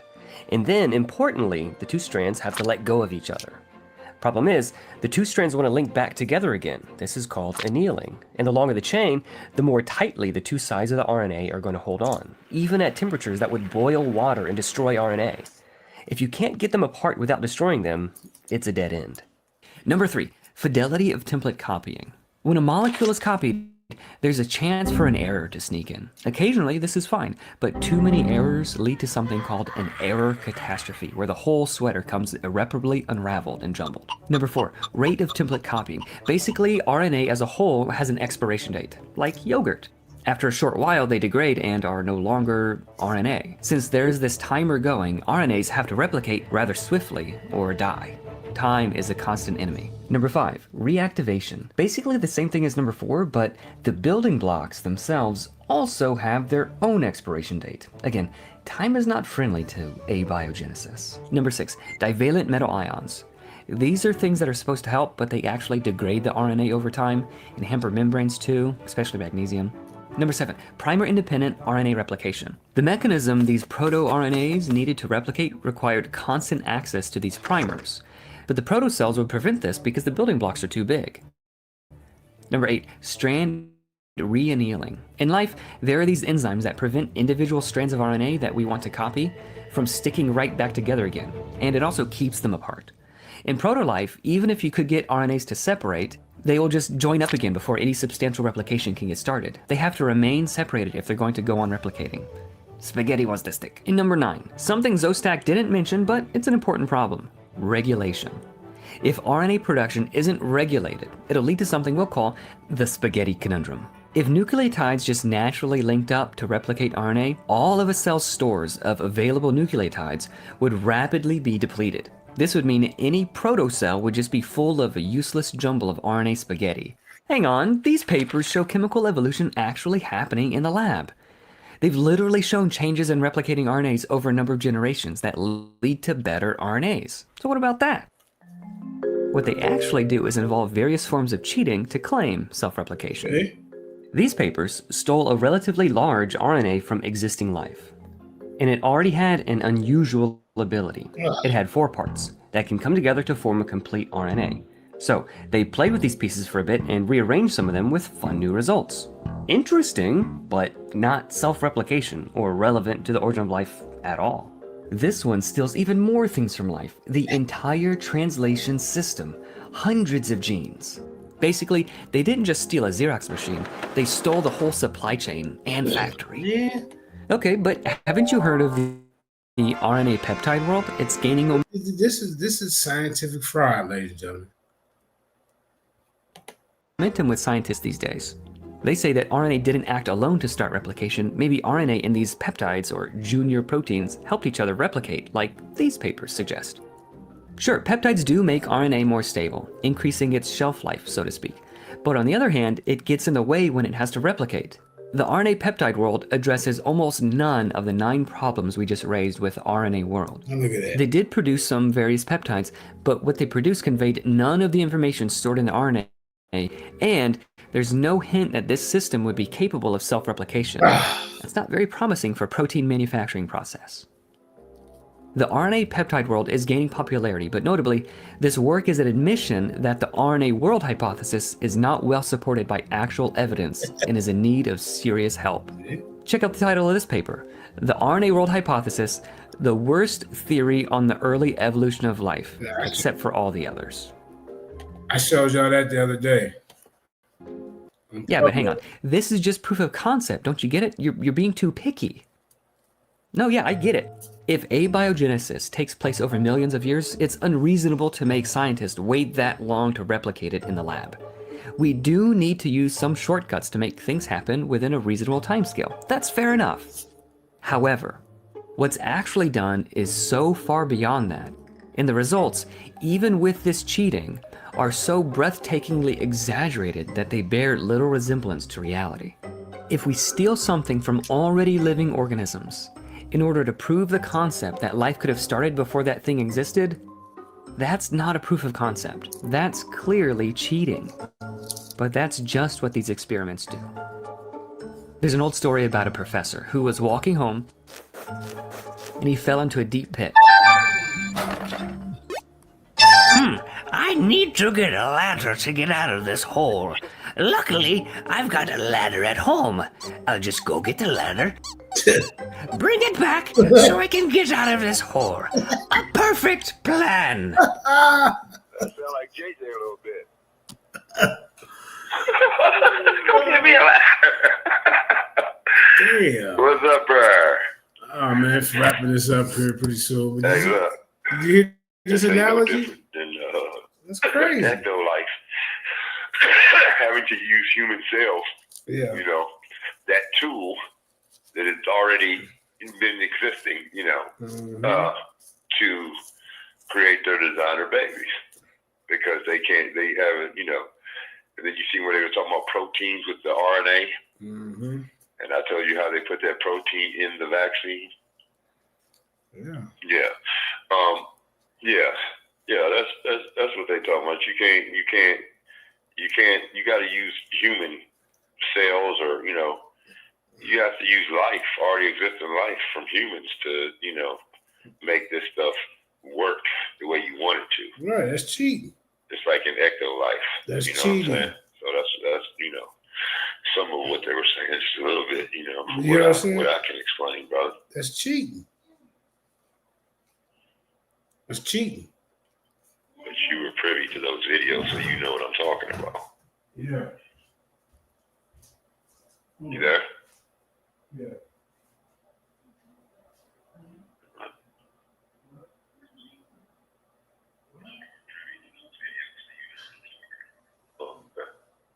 Yeah. Yeah, that's a little bit of what I know about the, you know, what they have to put the protein in with the vaccine, and it goes in and change your B cells to T cells, and the T cells to C cells, or something like that, and then it all ends up turning into plasma. Mm-hmm. You know, but yeah, that's the, like I said, the little bit that I know. But you have to have that, you know. And then, you know, with CRISPR, that's the gene editing technology where they say that they can go in and, you know, cut out one of those, you know, lines that they were pulling apart. Just cut it out and then add another piece, you know, manipulating your DNA. So, yeah. Yes, sir. They got a lot to deal with, man. They don't want to deal with it, though. They want to give us a whole bunch of definitions. Did you fall? Huh? Can't hear me? The truth is, whenever you see a paper or a popular article You can't hear the video? about the origin of life, you can pretty well bet that they're cheating in a number of different ways. Is the video back on? Must be his phone. Let's see. Yeah. Okay. All right. Hello? And that the headlines bear no relationship to reality. Importantly, these aren't problems merely because we don't yet know how these various processes work. The very concept of the self-replicating molecule that chemically evolves into life contradicts many very well understood laws and processes of chemistry, much like perpetual motion contradicts many well understood laws of physics. This isn't an argument from ignorance, but an objection from an abundance of data. When looking closer at the science behind the claims of prebiotic self-replication, it always involves human intelligence, scientists selecting, directing, and crucially, stealing components from already existing life. None of this work is proof of concept for the origin of life, no matter how loudly or frequently they claim it. Did you know you can support the channel by clicking that subscribe button or thumbs up? Or there's even this new button down below you can support us financially. So I hope y'all learned something from some of these videos. Cause Uncle them they ain't gonna break it down. No, they have no idea. They don't have no clue. Like I said, I was bringing up CRISPR and gain of function to them 5 years ago, and they still haven't done their research, JJ. And you know, like I say, with JJ, I'm glad that he's on it because now I can bring up some old videos of a doctor that I like to watch, and then JJ can you know, break them down, and we all can learn together about, you know, what's truly going on with these things.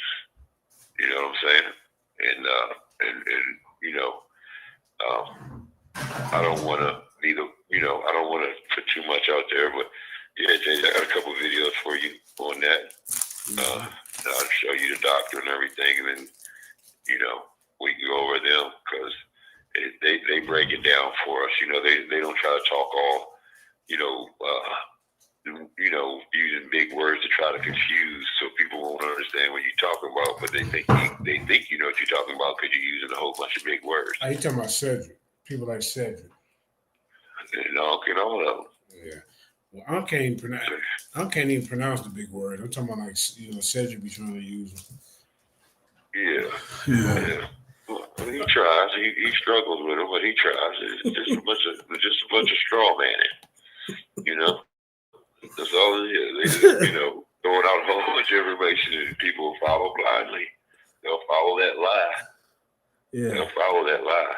Now look at this, y'all. So Charles Darwin. I think it's like a tell. And then we go over there and watch Uncle and them cry. Yeah. They went on. Down. Oh, they must want to talk about nothing. How much wound licking can you take in one evening? Look, so he didn't put up no information about, you know, proving his point. None of that. Huh? All right. So science fraud, Darwin, plagiarism, or Patrick Matthews theory. See, he's stealing other people's stuff, y'all. God dang. You hear me? Stealing people's stuff. Look at this.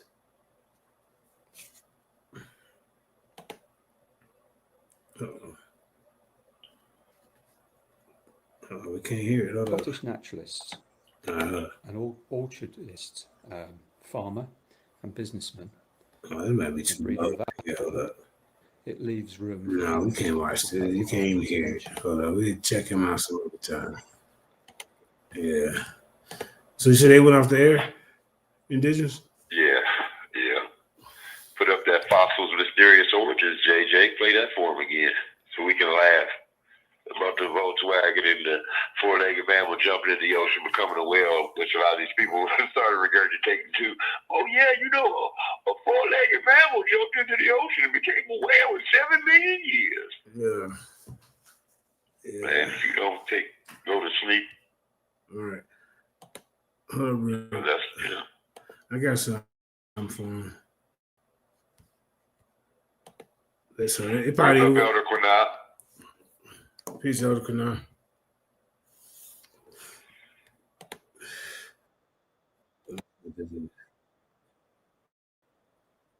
This is 15 minutes.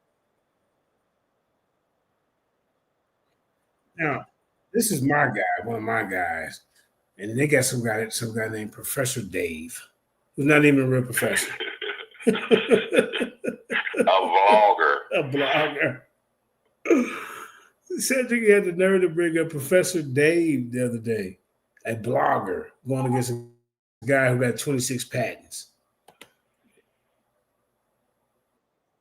I'm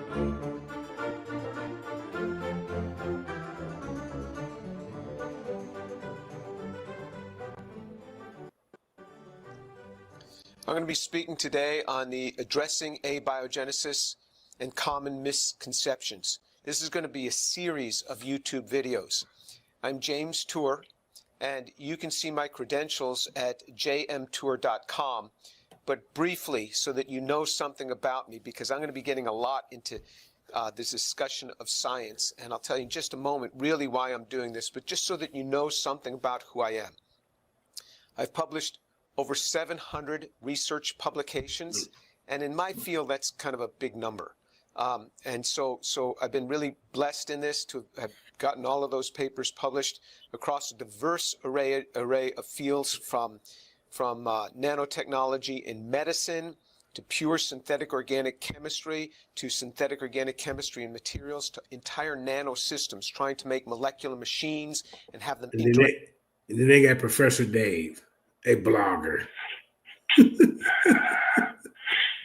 talking about the lipid particles, and I told you that they had the lipid nanoparticles in the vaccine. I remember you said that. Let's keep going. Yeah. Oh, when I was asking who won the debate, Cells. Can you drop the link, or is it too late? No, ain't too late. The link should be in the chat. Neither one of them, but if I had to pick, it would be ENQI. Yeah. Last round, ENQI. Yeah. What JJ said. Yeah. ENQI was more unproven. You know, theory of evolution was a joke. Ankh was all over. They both was all over the goddamn place. To be honest. All right, let's keep going. The link it should be in the chat. Oh shit. To computer memory and started 14 companies in the past 6 years. 2 of them are now public companies. So I've done that. I have over 100,000 citations. What that means is that when people were writing their research articles, they cited some of my articles as giving background information or helping to clarify some point that they were trying to get across. For those of you who are scientists, my H index, the Hirsch index, is 150. And so it gives you a little bit of background. I have over 150 patent families, not just patents, but if you have a patent, say, in the US, then you will patent that, say, in Europe and different parts of Asia. And so I'm saying I have 150 patent families. So if something's patented in the US, And the they got same thing is Professor patented. Dave. Who ain't even a real professor. In Europe and in Asia, I'm just considering that one family. So we've patented a lot over the years. That kind of builds up who I am and my credentials. I have a YouTube channel, Dr. James Tour, Dr. James Tour, standing for Dr. James Tour. And you can go there and see some of my other videos.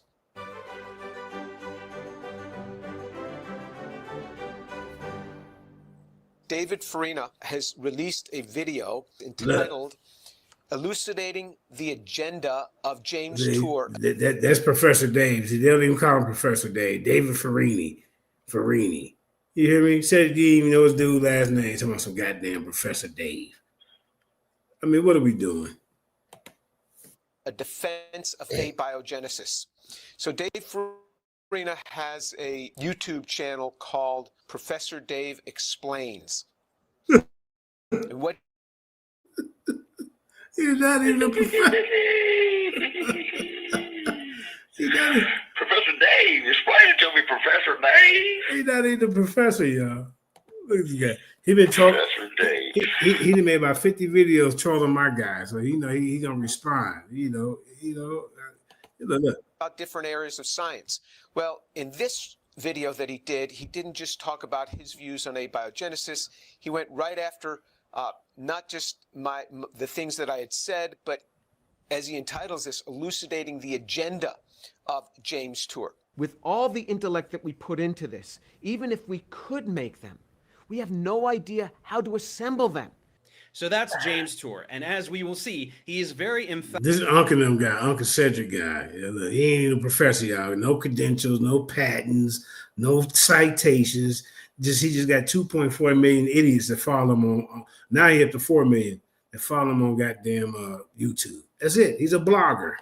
About his rejection of abiogenesis as a feasible process. But he is even more emphatic about something else, and we should make this known immediately so as to properly contextualize this discussion. Not only am I Christian, but I love Jesus tremendously. He is the best. He is everything to me. I am much more than just a Christian in name.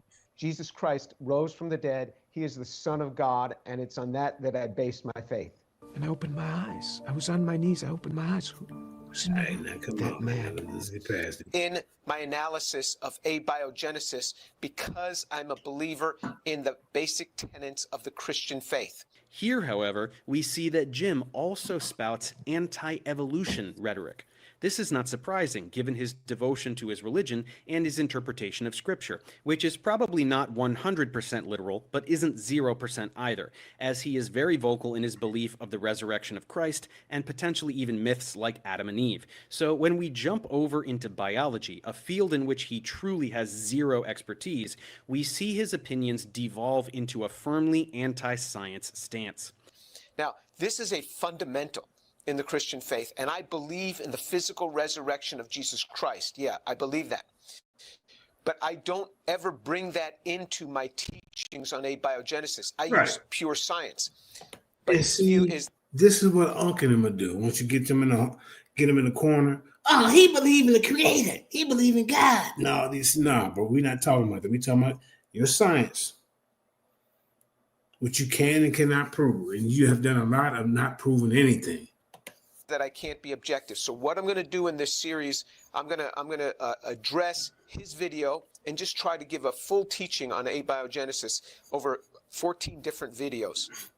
And so you can see in the description box below a link to his video, and you really ought to watch his video, and I hope he doesn't pull it down after this, because I want people to be able to see that as a point of reference. After watching that video, personally, I was confused with almost every slide and every statement that Dave Farina presented.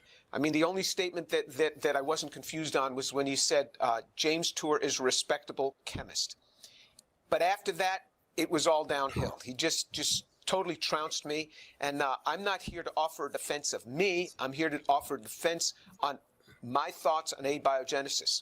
There were numerous gross scientific inaccuracies in Dave Farina's claims in his video. And not just in my opinion, but in the opinion of the articles that I will cite. Many authors will have a great discord with what he has said. And since others might be as confused as I am after seeing that video, I'll use Dave Farina's video with timestamps as the launch points for this series of lectures. So you'll see in the lecture that I'll be giving, I'll say like at 6.23, that means that at 6 minutes and 23 seconds, this is what Dave said, and we'll quote what Dave said, and then we'll give the real answer to that. The reason for this lecture series on abiogenesis. Now look, I'm thankful to Dave Farina because he is trying to teach the layperson. As a research scientist, like many research scientists, sometimes it's hard for me to teach lay people that don't work in the area of science, and bring it down to a level where they can really grasp it. So that is a good thing, and it's laudable what Dave tries to do. I have never seen any of Dave's other videos. He has probably hundreds of videos, I assume, out there, and teachings on different science topics. I've not looked at any of the other ones. This one was sent to me by many people, said, you got to see what's been said about you. So, of course, I viewed the video, and I'm happy that Dave is trying to teach the masses. This one, he got all wrong. This one, he was just totally wrong on this, so I'm going to bring some clarity to this. But what he does in general, that's a commendable endeavor. What I also really want to see done by this is I'm going to give teachings on each one of the different classes of chemical compounds and how those can be made in a prebiotically relevant manner, what that means, as opposed to a purely synthetic manner. But I really want the synthetic chemists, my synthetic chemist colleagues, to critique me. Is there something that I'm teaching in here that's synthetically incorrect? Let me know. You know, I'm going to say small things here and there. You can't do 8 hours of speaking without making small mistakes, calling something a nucleotide versus a nucleoside or something like that. If you want to call those out, that's fine. But what I'm really interested in is, have I said something that's grossly wrong? And the people that can really assess this are synthetic chemists. So view this and call me out. And even my synthetic chemist colleagues who work in the area of origin of life, and the synthetic chemist graduate students working in those areas. It'd be great to get your views on this, to see if what I'm saying is right and correct. And I know that you would agree with me concerning Dave Farina's videos when you see some of the statements that he has made. But I want to make sure that my statements are correct. So critique me so that I can learn along with you. But what I ask you to do is, if you're going to say something, show me the literature reference based upon the comment, because I'd really like to learn along with you. So if you just say something, sometimes it's hard. If you just write 2 sentences, it's hard for me to grasp it. Give me the reference on that so I can look it up and check the reference article on that to really assess. They never do that. That. So in Dave's video, Dave Farina's video, he discusses my religious views. Some like to discuss others' religious views while addressing abiogenesis. I prefer here to focus strictly on the science, and I will use science to critique the science. I'm not going to mention God. I'm not going to mention Jesus. I'm not going to mention gods. I'm not going to mention an intelligent designer or intelligent selector during this series of lectures. And I'm not going to discuss another person's faith.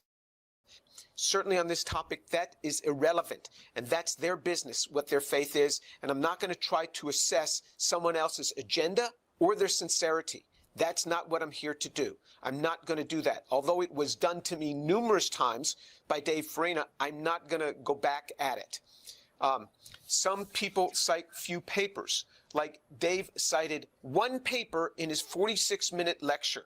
I can't do that. You have to be able to cite references. 1 paper in a 46-minute lecture, Dave? Come on, Cedric. This your guy? Are you serious? I'm going to show you in the 1 paper that Dave Farina cited, I'll show you how wrong he was. He misinterpreted the data in the very paper that he cited. But he doesn't cite papers for anything else that he says. I will show you lots of literature references behind what I'm saying, and I'll quote from those literature references. And I'll show you how it's done, how you assess the primary literature, how it's done, and how you have to dig beyond that paper into the references of that paper sometimes to get at really what's the heart of what's going on here. I'll show you how that's done. Let's go. These are complex synthetic topics, so I'm going to do this with a view to educate you. I cannot merely effuse speculations, as was done in Dave's video. I can't do that with words that he used all the time. He used perhaps, may, possibly, and could over and over again. Bunch of speculation and assumptions In the same paragraph. And as a scientist, I need to cite the literature and present what is known on abiogenesis and synthesis and separate that from fanciful imagination.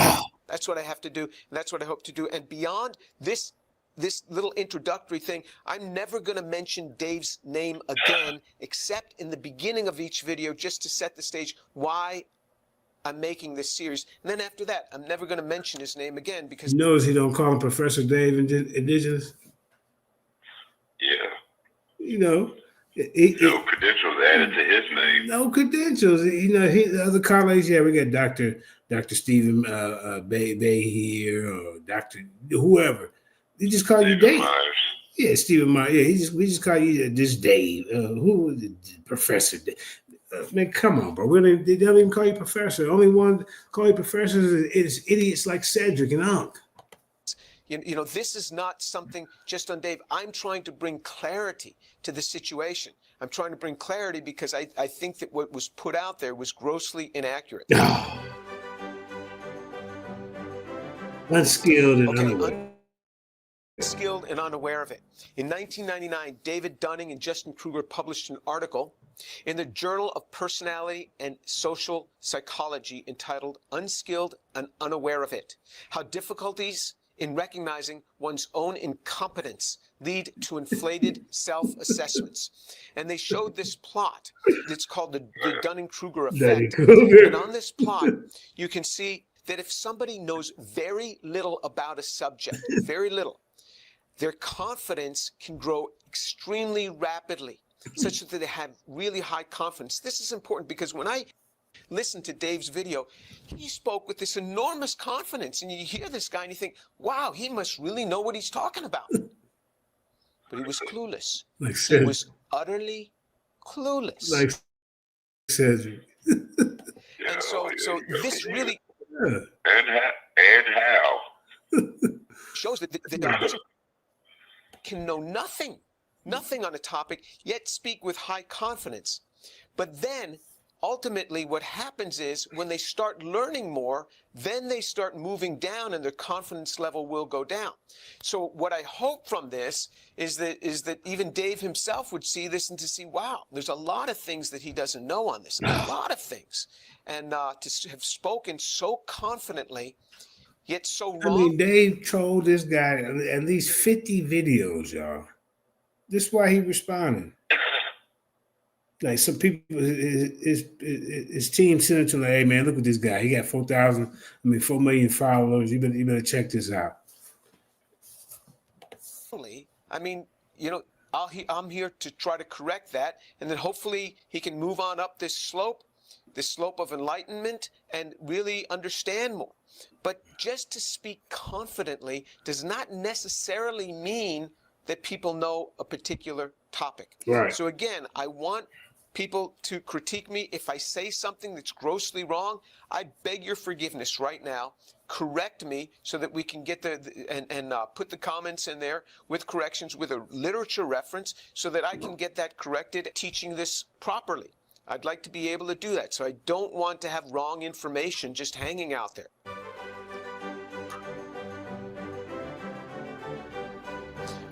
Biochemistry and what's in a name. So at 16 seconds in, some have said, creationists also love to talk about how impossible abiogenesis seems, which is a word that refers to the initial emergence of living organisms from small molecules a little over 4 billion years ago. Whether they simply have no understanding of biochemistry or are pushing a religious agenda, or both, they are quite vocal in proclaiming the notion to be absurd. Let me point out up front this word that I highlighted, biochemistry, or pushing a religious agenda. This has abiogenesis has nothing to do with biochemistry. Let me make that clear. Abiogenesis has nothing to do with biochemistry. This is a total misnomer to have thrown in the term biochemistry when it... And that's what Cedric did the other day, Indigenous. Did you know that? He did the same thing. The same thing. Comes to abiogenesis. Abiogenesis is strictly chemistry. It is strictly chemistry.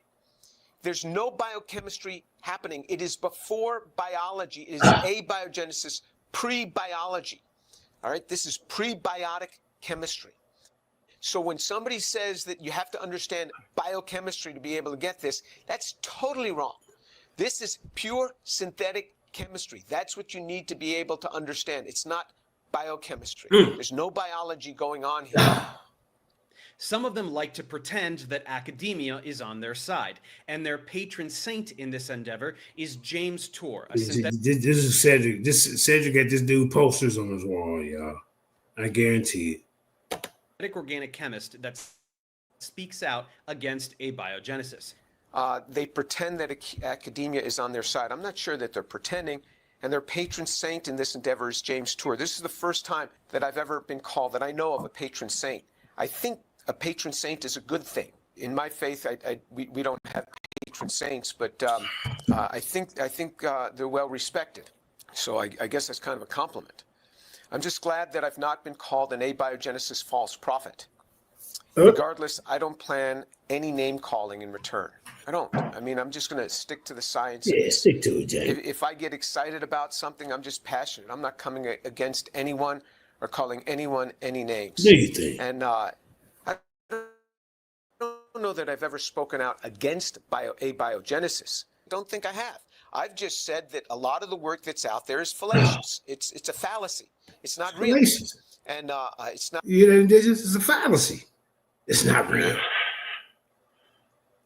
I mean, it is what it is. Not accurate. That's all I said. I'm not spoken out against by abiogenesis. We got here somehow.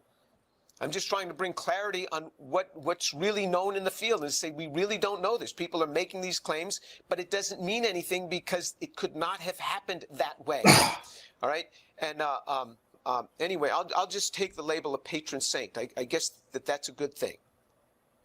All right, here's an approximate outline of this lecture series on abiogenesis. The reasons for this video, that's this video that we're presenting right now. And then we're going to have an introduction. What is abiogenesis? How does that differ from evolution? The primordial soup, and what's the layperson's understanding? There was things that were said about the primordial soup in the other video, and we'll talk about that. A hype from origin of life researchers themselves versus hype from the press, and what's happening there. We'll talk about then homochirality. What does homochirality mean? But that is a key issue that we have to be able to address in abiogenesis. Carbohydrates, important class of compounds. These can be monomers, these can be polymers. There's the monomeric sugars that make these up. We'll discuss that. The building blocks of building blocks. So we'll have these building blocks of life that are needed, and then there's other smaller building blocks that make those up. And so we'll talk about that.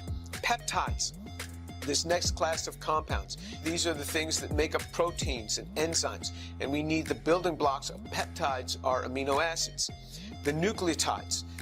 This is where we have a nucleobase hooked to a sugar, hooked to a phosphate, and these can end up polymerizing and forming the nucleic acids, which are DNA and RNA. It's an important class of compounds. And then we'll have some intermediate summary so we can kind of assess where we've come from, what we've covered so far, and then we'll talk about lipids and the cell membrane, these important class of compounds. And are lipids just simple things that could form spontaneously? That's what was said.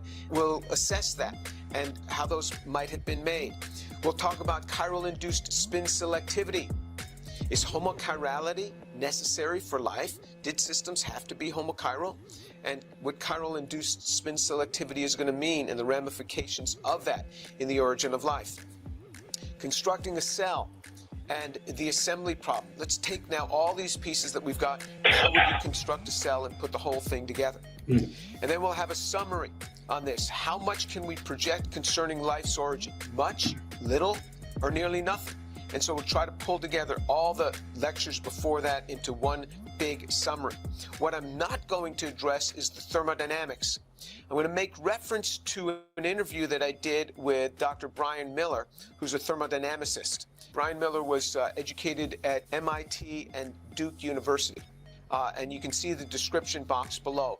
But because I'm not going to be mentioning thermodynamics in this, because in fact Dave Farina didn't specifically address his comments of thermodynamics to me, he addressed them in that video to others, but he was wrong on that too.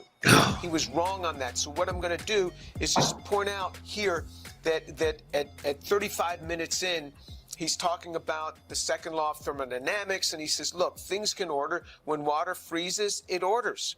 And then he says soap molecules can form these micellular structures where the polar groups are on the outside, the non-polar groups are on the inside. And then he talks about this in relation to the thermodynamics of a living system. The second talking point I hear a lot is that the spontaneous formation of life violates the second law of thermodynamics. This is ridiculous, and people who say this have no idea what this law states. They think that the law forbids order from arising spontaneously. In actuality, it doesn't say anything of the sort, and in fact, order arises spontaneously all the time in ways we experience every day.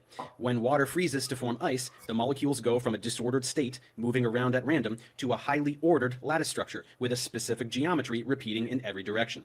So what does the second law of thermodynamics actually say? But in short, it says that for any spontaneous process, the entropy of the universe must increase, where entropy is a word that refers to the dispersal of matter and energy.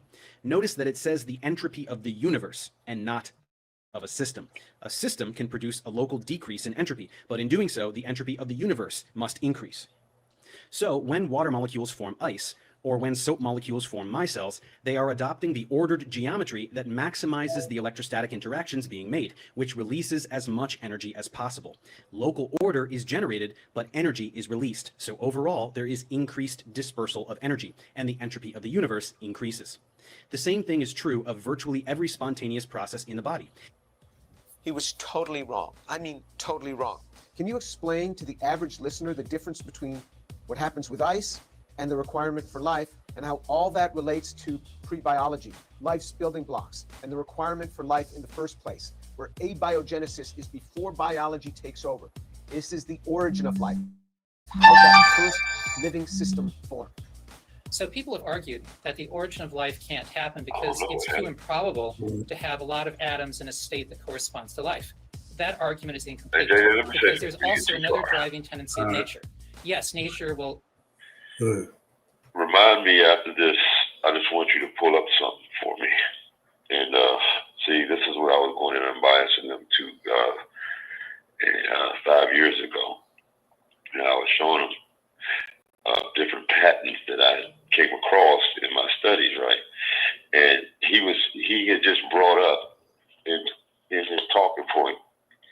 Let me change mine real quick. Hold on. Yeah, he brought up peptide-based diet. You know, peptides. He brought up peptides. He brought up glycoprotein. He brought up nucleic acid. You know, this is one of the patents that I have for that I, you know, just remind me to show it to you, since we're talking about patents too.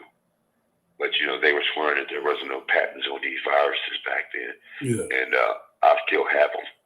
But this is one of the ones where it's talking about the membrane the abstract says the present invention directed to antigenetic peptides and peptide composition selected from membrane glycoprotein M, the spike protein, the glycoprotein S, and the nucleic acid N protein antigens of the SARS coronavirus. That means severe acute respiratory coronavirus. That is the name, the full name of the virus. And also have that patent. But yeah, I had these patents back then for them, and I was beating them up with them in 2020, and they wasn't ready. But you know, when he's talking about the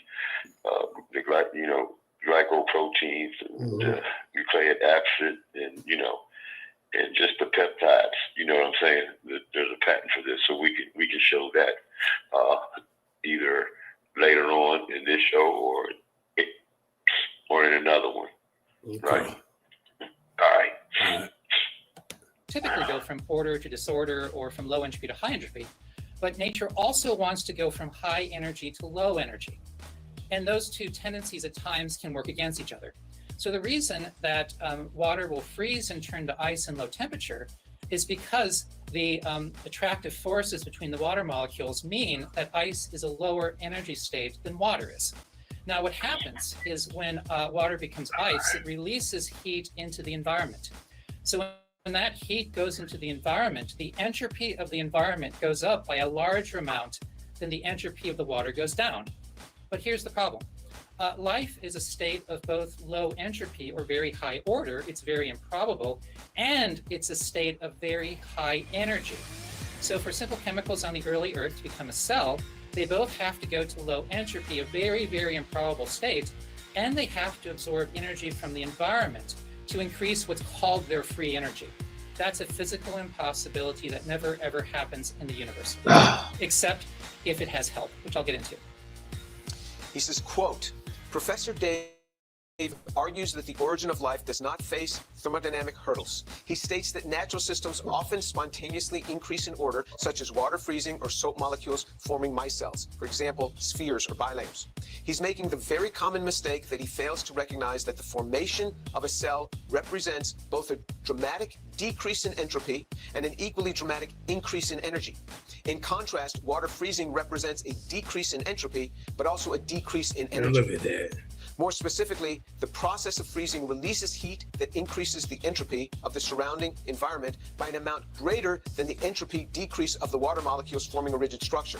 Likewise, soap molecules coalescing into micelles represent a net increase of entropy since the surrounding water molecules significantly increase their number of degrees of freedom. No system without assistance ever moves both toward lower entropy and higher energy, which is required for the formation of a cell, unquote. All right, so if you want to know more about the thermodynamics of this, you can see that link below to that interview that I had with Brian Miller. But those who work in the areas of science just had all sorts of trouble with that video. And in a way, I mean, it was tough for me because I had to watch Dave Farina's video, I don't know, maybe a dozen times to take out the quotes, to just dissect every slide on that. And that's what I'm going to do in this series of videos. I will just dissect. This will be a vivisection, just chopping up everything, blending up everything that he's done and taking each piece out and saying, look, he said this statement, this is wrong, this is wrong, this is wrong. So it was painful. It was painful going through this thing. I'm not going to address the personal attacks on Jim. Don't chop him up, Doc. Kind of painful to watch Uncle Cedric, you know? I get it. Yeah, that is. That's why I said I'm getting tired of being around these lunch meats because they just, you know, they out to lunch meat. That's why I call them lunch meats. A bunch of lunch meat. That's all you are. Yeah. So, you know, over the next week or two, we'll go over all these videos he got, plus some of the information Indigenous got, and we're going to break this down. But like I said, it's getting late, man. Yeah. I've been on for 2 hours. The Mighty Hebrew in the building. You had to go through that debate too, remember? So that'll wear you down. Yeah. Yeah. To a bunch of nonsense for what, 2.5 hours? Yeah. Well, we can't watch the debate because it's on pay-per-view. So he ain't gonna show that. No, I said you did. You watched it. Oh God. Yeah, I watched it, man. That's what I'm saying. You had to go through that mess too. Yeah, I seen the full debate Mighty Hebrew. It was ENQI pulled it out by a hair. You know, they both were pseudo. But the title was confusing. They both was off topic. Yeah. I mean, it was bad. They were doing commercial breaks with music, and Ankh was telling us definitions for about 15 minutes of a 20-minute round. ENQI was throwing in shameless plugs for his books. For his books, yeah, man. During the debate, man, come on, yeah. Oh. During the debate, man. So yeah, man. We're gonna get up out of here, man, and we'll come back tomorrow, whatever, and get into more information. That being said, I'm gonna go ahead and get up out of here. Let me see. Peace and love. Yeah, go ahead, Indigenous. Everybody keep y'all's head high, your grass low, quit lying to my people, and get ready for some powerful builds this month because we just gonna have to beat this stuff up a little bit at a time till y'all understand. I guess that's what's gonna have to happen. We willing to put in the work. All right, JJ. Thank you, man. Yep, peace. Peace.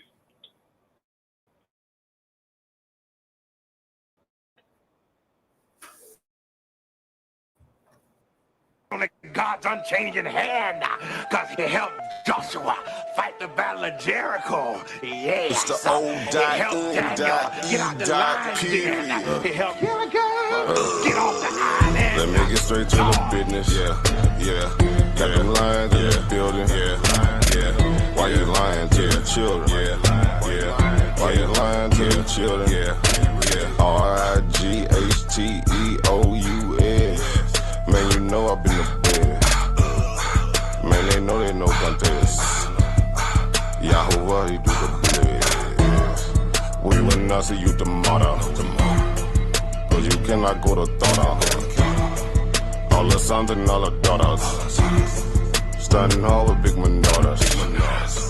But my son, he made me Taurus. On that line, I'm still a Taurus. Karate kicking Chuck Norris, 4-5 on my waist. If he started, will not hesitate to get retarded. Oh Lord, he ain't got a PowerPoint, he farted. He running to the hills like a Philistine. Jihad hitting Hamites with the guillotine. Situation turned up with the Ratchet team. JJ 7000 to the debate lead. Yeah, I know them haters gon' hate me, but he won't debate me. Pistol off safety. Respond, come wake me. If I don't get up, nigga shake me. If he don't show up, then he fake G. I touch down and make these nigga nuts hate me. Dear brother,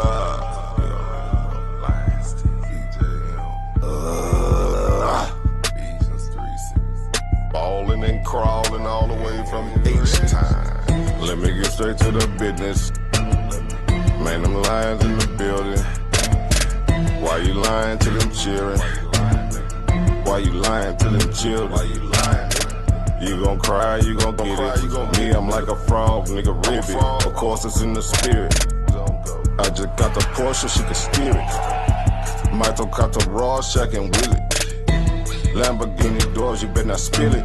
Mama's high, say I'm more than just a villain. Mama's cry, arms open wide for her children. Suicide, immortalized as a realist, yeah. Yeah, black suicide.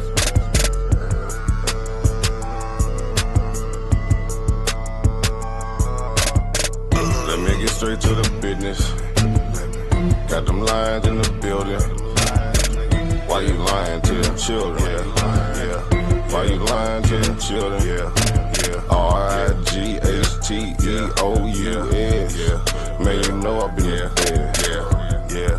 Man, they know they no contest. Yeah. Yahoo, yeah. Wow, what's that? Why didn't take it over? Number one debate league, you heard me? When it's up, it's stuck. I'm 7 on everything, nigga. Yeah, those lions and building. We out.